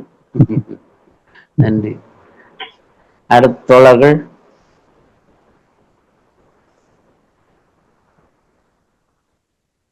வேறு தோழர்கள் என்னன்னா வேற ஒருத்தர் பேசலையே போ. சரி, அன்பான தோழர்களே, உங்கள் எல்லோருக்கும் என்னுடைய வணக்கம். உண்மையிலே முதல்ல ஜேபி முதல்ல நம்முடைய வணக்கம் மட்டும் இல்ல, நன்றின்னு சொல்லணும். ஏன்னா ஜேபி இன்னைக்கு வந்ததுங்கிறதே முக்கியமான விஷயம். ஏன்னா பெரும்பாலும் இந்த மாதிரிப்பட்ட விஷயங்கள் ஜேபி ரொம்ப ஈஸியாக அப்படி தட்டி விட்டுட்டு போயிடுவாங்க. ஏன்னா அந்த மாதிரிப்பட்ட ஒரு தோழமை. ஆனா ஜேபியை கண்டிப்பாட்டு இந்த பிளாட்ஃபார்ம்ல கொண்டு வரணுங்கக்கூடிய நோக்கத்தோடு தான் நான் கொஞ்ச நாள் முன்னாடியே இந்த வேலையை தொடங்கிட்டேன். ஜேபிட்ட 2-3 ட்ரிப் பேசி இந்த முறை ஜேபியை நம்ம இங்க வர வைத்து பேச வைத்திருக்கிறோம். அது ரொம்ப மகிழ்ச்சியாக இருக்குது. ஏன்னா ஜேபிக்கு மேல எனக்கு எப்போதுமே ஒரு காதல் உண்டு. ஏன்னா 2010 திருச்சியில கலை இலக்கிய பெருமை இந்த மாநில மாநாடு நடந்த போது தினமணி பத்திரிகை முழுவதும் கலை இலக்கிய பெருமை செய்திகளாட்டு மாநாட்டில் என்னென்ன நிகழ்ச்சிகள் நடந்ததோ எல்லா பக்கங்கள்லையும் எனக்கு கலை இலக்கிய பெருமை வரலாற்றில் இப்படி ஒரு செய்தி அறிக்கை வந்திருக்கவே முடியாது. அவ்வளவு செய்திகளும் வந்தது. அப்பதான் தினமணி நம்ம என்ன குத்தகம் எடுத்துட்டு வாங்கக்கூடிய டவுட் எனக்கு வந்தது. அப்பதான் சொன்னாங்க ஜேபி தான் இதுக்கு பின்னாடி இருக்கக்கூடிய ஆளுங்கிற மாதிரி சொன்னாங்க. அந்த மாதிரி அதுல நான் பார்த்துட்டு இருக்கிறேன் ஜேபி ஒவ்வொரு இடத்துல எப்படி விஷயங்கள் செய்யறாங்கிறது. இப்போ புதுக்கோட்டையில இப்போ அண்மையில சிறுகதை பயிலரங்கம் நடந்தது. அதை பற்றி அந்த செய்தி கொடுக்கக்கூடிய அந்த முறையிலே இருக்குது ஜேபியினுடைய அந்த நுட்பமான முறை. அதே போல கலை இலக்கிய பெருமன்ற மாநில குழு கூட்டமோ ஏதாவது நடந்தாச்சுன்னா மறுநாள் பத்திரிகையில பெரிய லெவல்ல இருக்கும். என்னென்ன தீர்மானங்கள் போடப்பட்டங்கிறது எல்லாம் இருக்கும். அது எல்லாமே ஜேபியினுடைய ஒரு அந்த பத்திரிகையாளர்கள் கூடிய அந்த பணியை செய்யக்கூடிய முறையை நான் பல முறை நான் பார்த்துட்டு வந்திருக்கிறேன். ஒரு களப்போராளி போலதான் களத்தில் நின்று போராடக்கூடிய ஒரு போராளியை போன்று ஜேபி செயல்படக்கூடிய சில சந்தர்ப்பங்களை பார்த்திருக்கிறேன். குறிப்பாட்டு 2020 தொடக்கத்தில் நினைக்கிறேன் தேவகோட்டையில வச்சுட்டு கலை இலக்கிய பெருமன்றத்தினுடைய அந்த இலக்கிய பரிசளிப்பு விழா நடக்குது. அன்னைக்கு அப்படிப்பட்ட ஒரு நிகழ்ச்சியை நடத்த முடியுமா நடத்தணுமாங்கக்கூடிய டவுட் கூட இருந்தது. ஏன்னா அப்படிப்பட்ட சூழ்நிலை இந்தியாவில் இருந்தது. ஏன்னா அன்னைக்குதான் நம்ம அயோத்தியில பாபர் மசூதியை இடித்து அந்த இடத்துல ராமனுக்கு கோவில் கட்டணுங்கிறத பற்றி உள்ள அந்த சுப்ரீம் கோர்ட்டினுடைய தீர்ப்பு வரப்போகுது. அதனால எல்லா இடத்துலயுமே ஒரு விதமான டென்ஷன் இருந்தது. ஏன்னா அந்த தீர்ப்பு அது என்ன நடக்க போகுதுங்கிற மாதிரிப்பட்ட ஒரு சிக்கல் இருந்தது. அப்போ நமக்கு அங்க போய் இருக்கும்போதே இலக்கிய பரிசளிப்பு விழா வேலைகள் தொடங்கியாச்சு, நிகழ்ச்சி தொடங்கியாச்சு. காலையிலே நான் பார்த்துட்டு இருக்கிறோம். இருந்தாலும் மனசுக்குள்ள ஒரு பதட்டம் இருந்துகிட்டே இருந்தது. என்ன தீர்ப்பு கொடுக்க போறான், அதனால இந்தியா என்னவாக போகுதுங்கிற மாதிரிப்பட்ட ஒரு இடம் இருக்கு. ஆனா அந்த இடத்துல நான் பார்த்தேன் நம்ம ஜேபி இந்த குட்டி போட்ட பூனை போல அங்க இங்க மட்டும் போயிட்டு இருக்கிறாரு. அந்த அரங்கத்துக்குள்ளேயே ஒரு இடத்துல நின்ன போல இருக்கு, இன்னொரு இடத்துக்கு போறது, அங்க நிப்பாரு, திருப்பி இங்க வந்துடும், இப்படி வந்துட்டே இருக்கு. என்னன்னு பார்த்தாச்சுன்னா சரியாக 10:30 மணிக்கு அந்த சுப்ரீம் கோர்ட் கொடுத்த தீர்ப்பை அறிவதற்காக அந்த தன்மை என்ன வரப்போகக்கூடிய ஒரு பெரிய ஒரு பத்திரிகையாளனுடைய அந்த உணர்வோடு நின்று அப்போ கரெக்டாட்டு எனக்கு தெரிஞ்சு ஜேபி இதுக்கு வேண்டிதான் ஒரு பதட்டத்தோடு அங்கும் இங்கும் அலைந்து கொண்டிருக்கிறான்னு தெரிஞ்சு நான் கரெக்டா 10:30 மணிக்கு கேட்டேன் ஜேபி என்ன தீர்ப்புன்னு கேட்டேன். அந்த தீர்ப்பினுடைய அந்த மிகப்பெரிய தீர்ப்பை பற்றியுள்ள 2-3 வார்த்தைகளில் இதுதான் தீர்ப்புன்னு ஜேபி சொல்லும் போது அந்த விஷயத்தை எப்படி உள்வாங்கி இருக்கிறார். இப்ப கூட இன்னைக்கு நம்ம காமுத்தோட சொன்னது போல இல்லாட்ட கேஸ் சொன்னது போல இந்த இணைய சிக்கல் இல்லைன்னா நம்ம ஜேபியினுடைய ஒரு சின்ன ஒரு பரிமாணத்தை பார்த்திருக்கலாம். மிக அருமையான தோழர், நிறைய அனுபவங்கள் இருக்குது. இன்னைக்கு நீங்க பாருங்க அவருடைய பத்திரிகை அனுபவங்களை சொல்லும் போதே அவர் தேர்ந்தெடுத்து சொன்ன விஷயங்களை பாருங்க. நமக்கான ஒரு சமூக உணர்வை அல்லது சமூகத்துல இன்னமும் என்ன சிக்கல் இருக்குங்கிறத ரொம்ப நுட்பமாக அவதானித்து பேசக்கூடிய ஒரு தன்மை. அது நான் ஜேபிட்ட நம்முடைய இதுவரை பழகிய முறைகள்ல காரியங்கள் எல்லாத்திலையுமே பார்க்கிறோம். அதே போல ஒரு பொறுப்பை கொடுத்தாச்சுன்னா அந்த பொறுப்பை செய்யக்கூடிய முறையில வந்து நான் ஜேபியை பார்த்து வியந்திருக்கிறேன். ஏன்னா ஜேபி வந்து அடிப்படையில் வந்து ஒரு ஆக்டிவிஸ்ட், ஒரு செயல்பாட்டாளர். எல்லா இடத்துலையுமே ஜேபியை நான் வந்து ஒரு செயல்பாட்டாளராக தான் பார்த்துட்டு இருக்கிறேன். அந்த செயல்பாட்டாளர் தான் நம்முடைய இந்த மாதிரிப்பட்ட கூட்டங்களை கூட்டிட்டு வந்து பேச வைக்கணும். ஏன்னா ஜேபிட்ட அவ்வளவு பெரிய அனுபவங்கள் இருக்குது. அதனால அதை நம்ம சமூகத்துக்கு கொடுக்கக்கூடிய முறையில தான் நம்ம இந்த இதுக்கு கூட்டம். இப்போ எனக்கு தனிப்பட்ட முறையில் ஒரு அனுபவம் உண்டு. நிறைய அனுபவங்கள், ஒரு தனிப்பட்ட ஒரு அனுபவம் உண்டு. கலை இலக்கிய பெருமன்றத்தினுடைய கொள்கை அறிக்கைங்கிறது ஒரு பெரிய நீண்ட இதாட்டு இருக்குது. அப்ப அதுல வந்து ஒரு கட்டத்துல வந்து கலை இலக்கிய பெருமன்றத்தினுடைய கொள்கை அறிக்கை மன்னார்குடி மாநாட்டில் வைக்கப்பட்டது. அதை முழுமைப்படுத்துவதற்கான பல முயற்சிகள் நடந்தது, ஆனால் நடக்கல. அதற்கிடையில சாத்தூர்ல மாநாடுக்கு முடிவாயிட்டது. அப்ப கடைசியாக காமராஜ் வந்து, அண்ணா நீங்க இதை செய்திருங்க, இல்லைன்னா கொள்கை அறிக்கை அப்படி ஆயிரும்னு சொன்ன உடனே நான் சரின்ட்டேன். ஏன்னா காமராஜ் சொல்லும் போது எனக்கு அதுல மாற்று கருத்து சொல்லுகிற வழி இல்லை. இருந்தாலும் எப்படி எழுதுவது என்பதுல எனக்குள்ளே ஒரு சின்ன ஒரு போராட்டம் நடந்துன்னு வச்சுடுங்க. அந்த விஷயத்துல கொள்கை அறிக்கை வந்து நம்ம எழுதக்கூடிய கொள்கை அறிக்கை என்னவாகுங்கக்கூடிய எல்லாம் பிரச்சனை இருந்தது எனக்கு. ஆனா காமராஜ் வந்து நம்மோட பெரிய புத்திசாலி. என்ன புத்திசாலின்னா, ஆரம்பத்துல ஒரு 2-3 ட்ரிப் எங்கிட்ட பேசிட்டு அப்புறம் வந்து காமராஜ் எங்கிட்ட பேசுறதே கிடையாது. அதுக்கு பதில் தயார்படுத்திய அருமையான தோழர் தான் ஜேபி. ஜேபிட்ட அந்த பொறுப்பை கொடுத்தாச்சு. ஜேபி பெரும்பாலும் செய்தது வந்து வாரத்துக்கு ஒரு நாள் பெரும்பாலும் காலையில போன் வந்து, அண்ணா அது என்னாச்சுது, கொள்கை அறிக்கை என்னாச்சுது. ஏறத்தாழ அந்த கொள்கை அறிக்கையை எழுதுவதற்கான ஒரு எனக்கான ஒரு கரெக்டா சொல்லியாச்சுன்னா ஒரு நிர்பந்தத்தை உருவாக்கியதில் வந்து ஜேபியினுடைய பங்கு மிக முக்கியமான பங்கு. நான் அது வந்து நான் இந்த இடத்துல நான் பதிவு செய்ய விரும்புறேன். ஏன்னா ஒரு பொறுப்பை காமராஜ் கொடுத்த போது அது நடப்பது வரை ஜேபி அதுல வந்து எப்படி நடந்துகிட்டாருங்கிறத வந்து நான் வந்து உன்னிப்பாக கவனிச்சேங்கிறது மட்டும் இல்ல, இப்பவும் எனக்கு அந்த மனப்பதிவு இருக்குது. ஜேபியினுடைய ஒரு அடிப்படையான ஒரு இயல்பு என்ன பாக்குறேன்னா, ஒரு இடதுசாரி எப்படி இருக்க வேண்டும். ஏன்னா நான் ஜேபி வச்சுட்டு ஏன் அந்த இடதுசாரிங்கிறது, ஜேபி இடதுசாரி இயக்கத்திலிருந்து வளர்ந்த ஒரு தோழர், மாணவர் பெருமன்றத்திலிருந்தே தொடங்கி வந்திருக்கக்கூடிய தோழர் தான், பிரச்சனை கிடையாது. ஆனால் ஜேபி பணியாற்றக்கூடிய தினமணி பத்திரிகையில் இருந்து கொண்டு அங்கும் ஒரு இடதுசாரி என்ற ஒரு அடிப்படையோடு நடக்கக்கூடிய ஒரு அது ஒரு மிகப்பெரிய ராஜதந்திரம், டிப்ளமசி. அது தினமணி மாதிரிப்பட்ட பத்திரிகையில இருந்துகிட்டு கூட ஜேபி அந்த இடத்துல இருந்துட்டு என்னெல்லாம் செய்ய முடியும், அதை செய்யறத வந்து நான் பார்த்துட்டு இருக்கேன். அதனால நம்ம வந்து ஒரு அற்புதமான ஒரு தோழர், நம்முடைய ஒரு அருமையான தம்பி. அதனாலதான் நான் வந்து ஜேபியை வந்து இன்னைக்கு கூப்பிட்டதுங்கிறது நான் வந்து அது ஒரு பர்சனல் இன்விடேஷன் போலதான். ஜேபியை வந்து இந்த பிளாட்ஃபார்ம் கூப்பிடணும், கூப்பிட்டு பேச வைக்கணும்.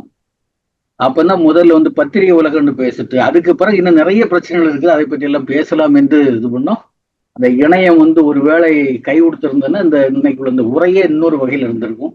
என்றாலும் கூட ஜேபி வந்து இது வந்து நம்மளுடைய ஒரு முதல் தொடக்கம் என்று வைத்துக் கொள்ளலாம். தொடர்ச்சியாட்டு ஜேபி வரணும், பேசணும் என்ற ஒரு வேண்டுகோளையும் நான் இந்த இடத்துல முன்வைக்க விரும்புகிறேன். அப்ப இன்னைக்கு தலைமை தாங்கும் போது நம்முடைய தோழர் KS அவர்கள் மிக சிறப்பாக இப்போ வந்து அந்த ஐடியாலஜிக்கல் இஷ்யூக்குள்ள ஜேபி போடல.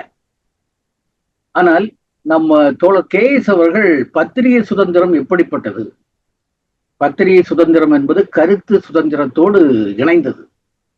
கருத்து சுதந்திரம் இல்லைன்னா பத்திரிகை சுதந்திரம் கிடையாது. நீங்க பாத்தீங்கன்னா நம்முடைய நாட்டிலே பத்திரிகைகள் ஆற்றிய பணிங்கிறது பெரிய பணிகள் எல்லாம் நம்முடைய பத்திரிகைகள் ஆற்றி இருக்குது. ஏன்னா அப்ப அந்த சுதந்திரம் கூடிய தன்மை இருந்தது.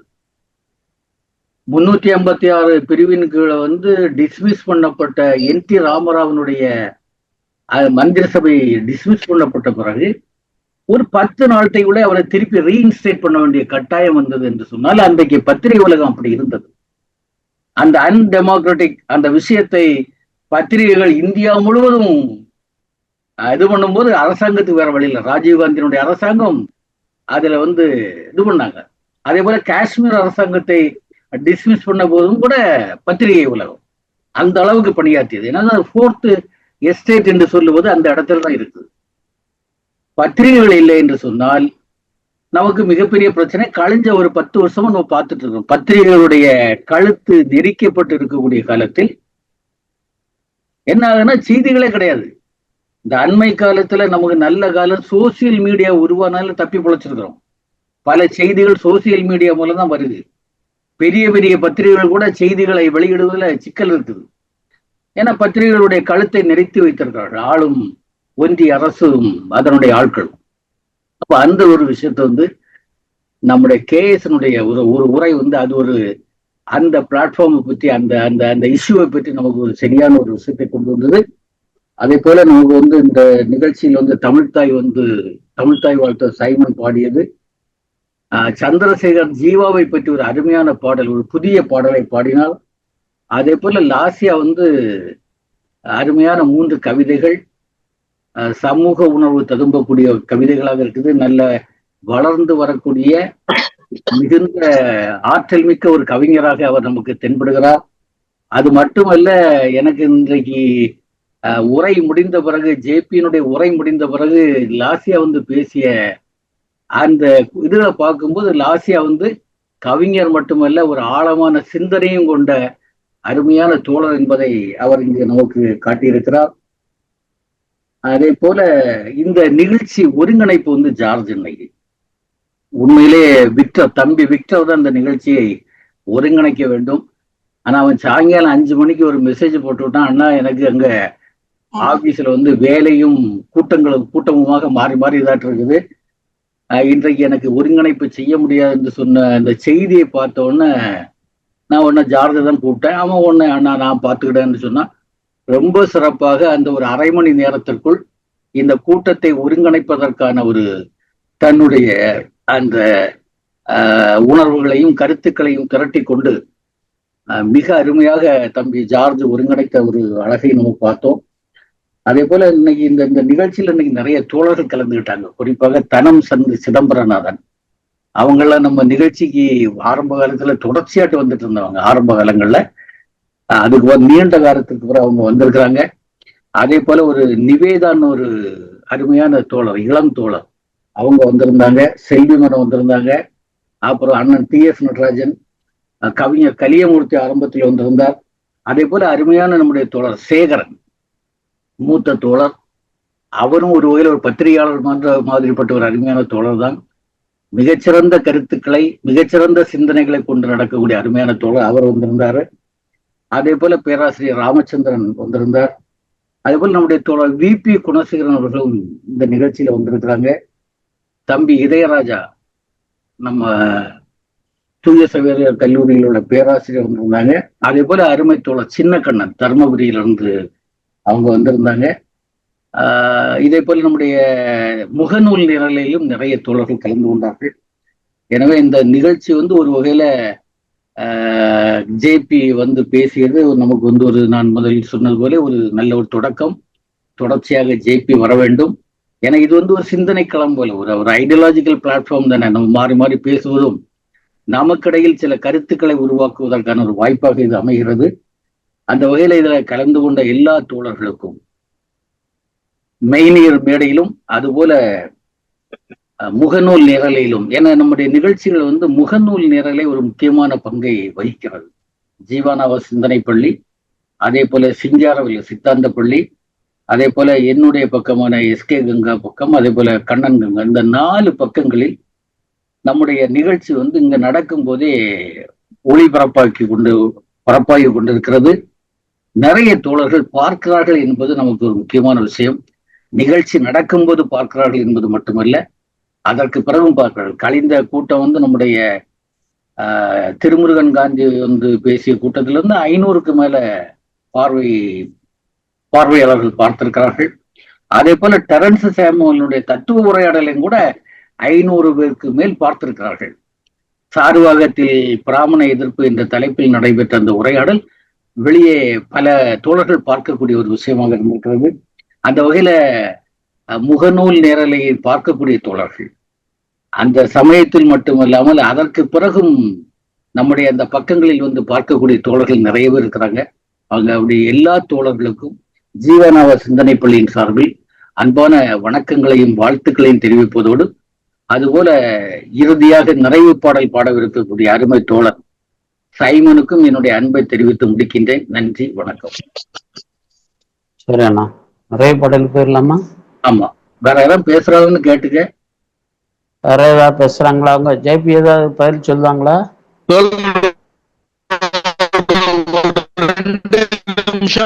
ரெண்டு நிமிஷம். ஓகே. நான் என்னுடைய உரையில் கடைசியில நீங்க கவனிச்சு பார்த்திருந்தீங்கன்னா தெரியும், நான் எங்கள் மீதான பத்திரிகையாளர்கள் மீதான பல குற்றச்சாட்டுகளுக்கு ஒரு எளிய சில விளக்கங்களை சொல்லியிருப்பேன். அதுல ஒண்ணு வந்து நான் சொல்ல விட்டது, எங்கிருந்து இந்த தகவல்லாம் பிரஸுக்கு வருது, மீடியாவுக்கு வருது அப்படின்னு பாத்தீங்கன்னா, நீங்க எங்களோட நேரடியாக தொடர்பு இருக்கிறது முதல் ஆளு போலீஸ் தான். போலீஸ் தான் வந்து டேட்டாஸை கொடுப்பாங்க. டேட்டாஸை கரெக்டா கொடுத்துருவான். அதாவது எஃப்ஐஆர் என்ன செக்ஷன்ஸ், யார் யாரு, இனிஷியலோட பேரு, இந்த இந்த இந்த புள்ளி விவரங்கள் கொடுத்துருவாங்க. ஆனா அந்த சம்பவத்தோட பின்னணி கதையை சொல்லும் போது ஒரு சின்ன ட்விஸ்ட், அவங்களுக்கு தகுந்தாற் போல, அரசுக்கு தகுந்தாற் போல, அல்லது காவல்துறையினுடைய தன்னுடைய தேவைக்கு தகுந்தாற் போல ஒரு கதையை வந்து கொஞ்சம் கூடுதலா சொல்லி திருப்பிடுவாங்க. இந்த இந்த இந்த ரூட் இந்த நம்ம தோழர்கள் தெரிஞ்சுக்கணுங்கிறதுக்காக சொல்றேன். ஒண்ணு. இன்னொன்னு, இந்த பத்திரிகையாளர்களுடைய பத்திரிகையாளர்களை செழுமைப்படுத்துகிற விஷயங்கள்னு ஒண்ணு சொன்னேன் இல்லையா, அந்த வாசகர்கள் தொடர்ந்து அத டியூன் பண்றதுங்கிறதுல வந்து இன்னொன்னு ஒரு முக்கியமான லேப்ஸா நான் பாக்குறது வந்து, ஒரு நல்ல அமைப்பு இல்ல. பத்திரிகையாளர் சங்கங்கள் வழிகாட்டுகிற, நெறிப்படுத்துகிற அமைப்பு இல்லைங்கிறது ஒரு முக்கியமான விஷயம். இது நான் பொதுவா சொல்ல வேண்டியது. இன்னொன்னு, தோழர் காமு அவர்கள் கேட்டாங்க இல்லையா, எப்படி எப்படி சமாளிக்கிறீங்கன்னு கேட்டார் இல்லையா. நான் ஒண்ணு சொல்றேன். கலை இலக்கிய பெருமன்ற மாநாட்டு செய்தி மட்டும் ஒரு பக்கம் போடல, புதுக்கோட்டையில சிபிஐயோட மாநில மாநாடு நடந்தது. 3 நாளுமே 3 பக்கம் போட்டோம். என்னன்னா, இதுல நான் யாருன்னு கிட்டத்தட்ட தெரியும் ஆசிரியருக்கு, எங்க ஆசிரியருக்கு. அவர் வந்து இது என்னைய ரொம்ப ஃபாலோ பண்ணியிருக்கிறாரு. இதை எங்க நான் அவருக்கு முழுசா என்ன பத்தி தெரியுங்கிறத நான் எப்படி கண்டுபிடிச்சேன்னா, அவரே சொன்னாரு, அண்ணாச்சி பொன்னிலனுடைய அந்த டிரான்ஸ்லேஷன் நிகழ்ச்சி கேரளால நடந்தப்ப எங்க ஆசிரியரும் கலந்து கொள்ள வேண்டிய ஒரு நேரமா இருந்திருக்கு முன்னாடி பிளான்ல. இப்போ வந்து இவரு சொல்லியிருக்கிறாரு, நீங்க வந்து சென்னையில நினைக்கிறேன், ஆமா சென்னை நிகழ்ச்சிக்கு தொகுப்புரை வழங்குறதுக்கு எங்க தினமணில ஒருத்தர் இருக்காரு, அவர் வந்து உங்களோட நெருக்கமானவரு, அவரு தொகுப்புரை கொடுத்தா உங்களுக்கும் நல்லா இருக்கும் எங்களுக்கும் நல்லா இருக்கும்னு நினைக்கிறேன் அப்படின்னு யோசனை சொல்லியிருக்காரு. அது ஜேபி, நீங்க இந்த நம்பர்ல தொடர்பு கொள்ளுங்கன்னு இருக்காரு. கடைசியில நம்ம ஆட்கள் கூப்பிட்டாங்க. நான் தெளிவா சொல்லிட்டேன், இதுல வந்து நான் வந்து நீங்க கன்னியாகுமரி ஆட்களை தாண்டி நான் வந்து தொகுப்புரை எல்லாம் பண்ண முடியாது, மன்னிச்சுங்க அப்படின்னு கழட்டிட்டு வந்தேன். எதுக்கு சொல்றேன்னா, என்னை ஓரளவுக்கு தெரியும், அவருக்கு தெரிஞ்சேதான் என்னை அக்செப்ட் பண்ணி வச்சிருக்கிறாரு. நம்ம கொஞ்சம் கூடுதலா எங்கேயும் இடம் எடுத்துக்கிறது இல்ல.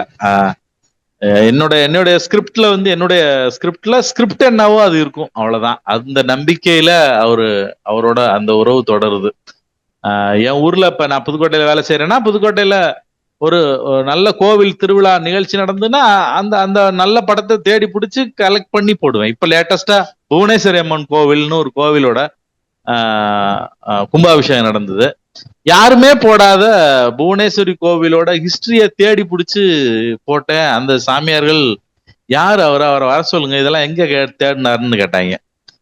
எப்படி நாம வந்து மற்ற செய்திகளை கொடுக்கும் போதும் நாம சரியா இருக்கிறோம் அப்படின்னா நம்மள பெருசா கொஸ்டின் பண்ண மாட்டாங்க, நம்மள ஒதுக்கி நம்மள தொந்தரவு பண்ண மாட்டாங்க. ஆனா அதே நேரத்துல சில நேரங்கள்ல தெரிஞ்சோ தெரியாமலோ சில வேலை நடக்கும். நான் நம்பி கலை இலக்கிய பெருமன்ற மாவட்ட குழுவோ ஏதோ ஒரு கூட்டம் நடந்ததுன்னு சொல்லி ஒரு செய்தி அனுப்பியிருந்தேன்னா, மறுநாள் அந்த செய்தி பேப்பர்ல இருக்காது. என்னன்னா, இல்ல இடம் இல்ல, நிறுத்தி வச்சோம், நாளைக்கு போடுறோம்னு சொல்லுவாங்க. அது ஒரு நம்மளால போட்டு பாக்குறது எங்க ஆபீஸ்ல. இதெல்லாம் ரெகுலரா நடக்கிறது. இதெல்லாம் சின்ன சின்ன விஷயங்கள். அப்புறம் அந்த யானை விஷயத்தை பத்தி தோழர் காமு சொன்னது வந்து உண்மையாலுமே தோழர் விபிஜி குரூப்ல இருக்கிறாரு, இப்ப பார்த்துட்டு தான் இருக்காங்க. யானைய நம்ம வந்து இந்த மிதிச்சு கொன்னது, புரட்டி புரட்டி அடிச்சது அப்படின்னு நாங்க எங்க ஆளு எழுதுறத பார்க்கும்போது எனக்கே ஒரு வகையில சிரிப்பு வரும். யானை அப்படியெல்லாம் அடியவே அடியாது.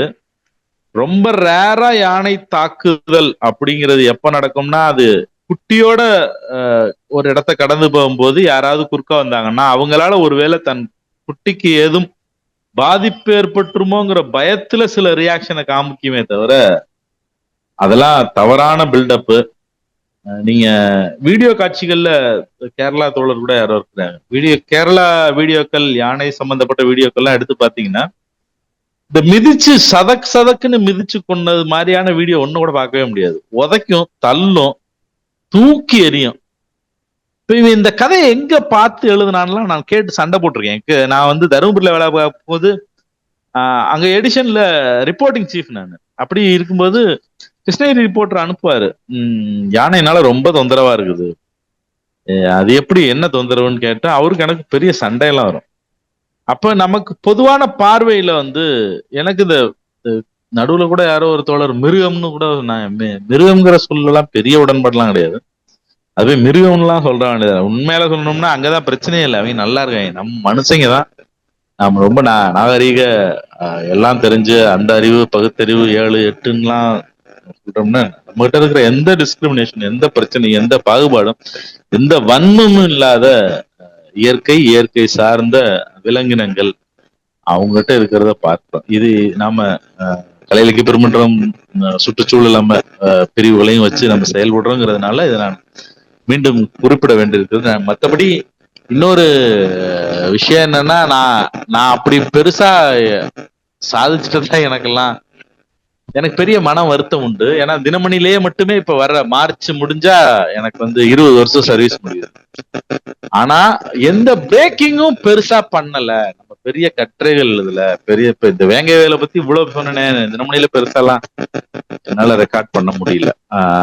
அப்படி இந்த ஃபீல்ட்ல நான் செய்யலைங்கிற பெரிய வருத்தத்தோட தான் நான் இந்த சின்ன சின்ன சம்பவங்களை தான் சொன்னேன். அது கடைசியில என்னன்னா பிரம்மாண்டமா மாறி போச்சு. ஆனா தொடக்கத்துல நான் பேசும்போது அவ்வளோ டிஸ்டர்பன்ஸ் இருந்தது. இப்ப பார்த்தா எல்லாரும் பேசுறது எல்லாத்தையும் முழுக்க கேட்கிற மாதிரி ஆயிடுச்சு. நன்றி தோழர்களே, நன்றி, ரொம்ப நன்றி. அண்ணா முடிச்சுக்கிறேன். சரி,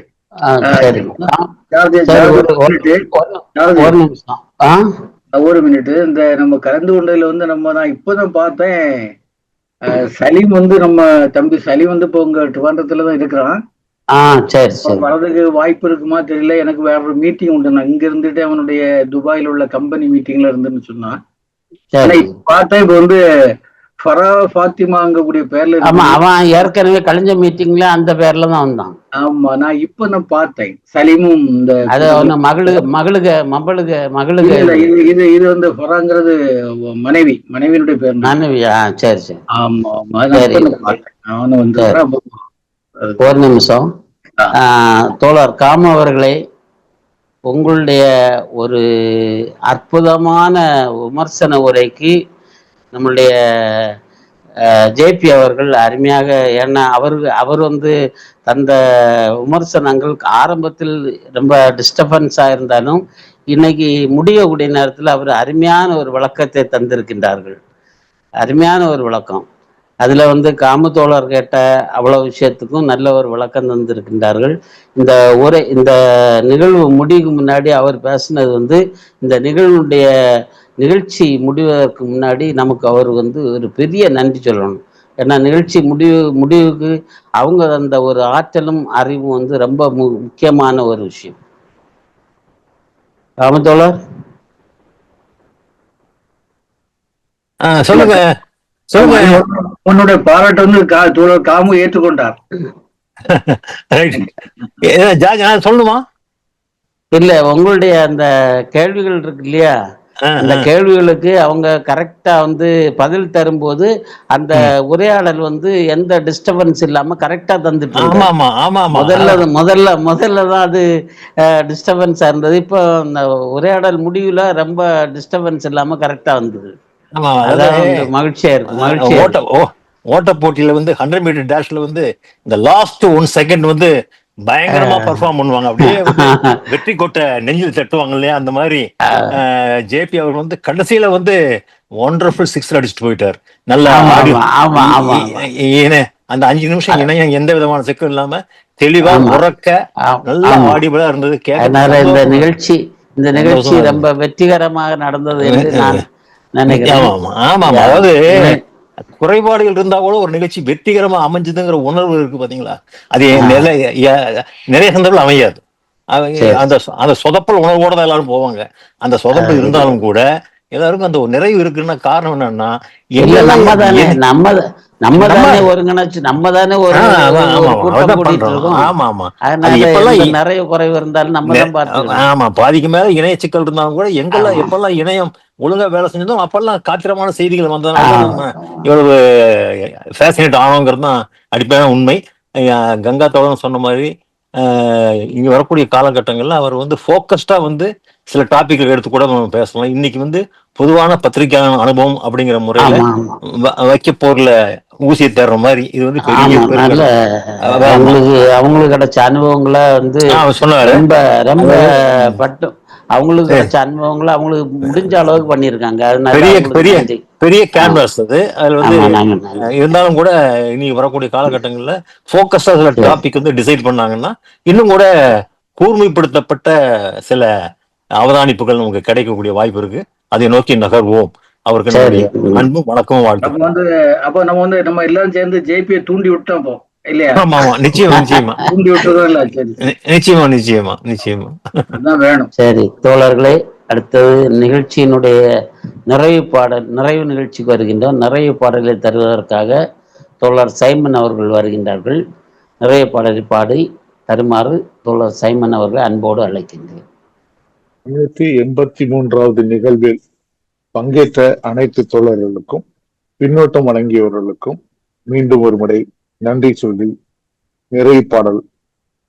புதியதோர் உலகம் செய்வோம், கெட்ட போரிடும் உலகத்தை வேரோடு சாய்ப்போம்.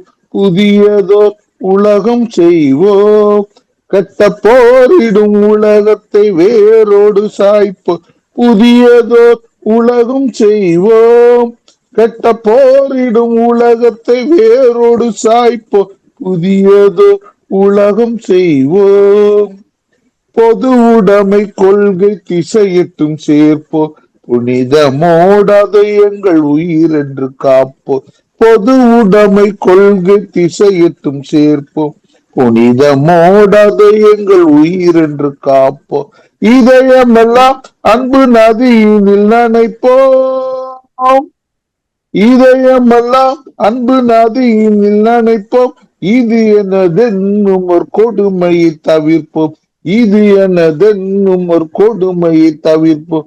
புதியதோர் உலகம் செய்வோம், கெட்ட போரிடும் உலகத்தை வேரோடு சாய்ப்போம். புதியதோர் உலகம் செய்வோம், உணர்வேனும் கனலிடை அயர்வினை எரிப்போம். ஒரு பொருள் தனியெனும் மனிதரை சிரிப்போம். உணர்வேனும் கனலிடை அயர்வினை எரிப்போம். ஒரு பொருள் தனியெனும் மனிதரை சிரிப்போம். இயல்பொரு பயந்தர மறுத்திடல் புசிப்போம். இயல்பொரு பயந்தர மறுத்திடல் பசிப்போம். ஈவதுண்டாம் எனில் அனைவரும் புசிப்போம். ஈவதுண்டாம் எனில் அனைவரும் புசிப்போம். புதியதோர் உலகம் செய்வோம், கெட்ட போரிடும் உலகத்தை வேரோடு சாய்ப்போம். புதியதோர் உலகம் செய்வோம், புதியதோர் உலகம் செய்வோம், புதியதோர் உலகம் செய்வோம். நன்றி சொல்லர். நன்றி சைமன்.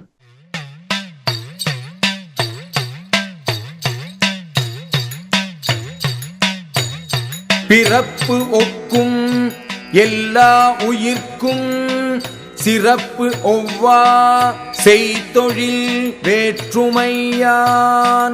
பிறப்பு ஒக்கும் எல்லா உயிர்க்கும் சிறப்பு ஒவ்வா செய்தொழில் வேற்றுமையான்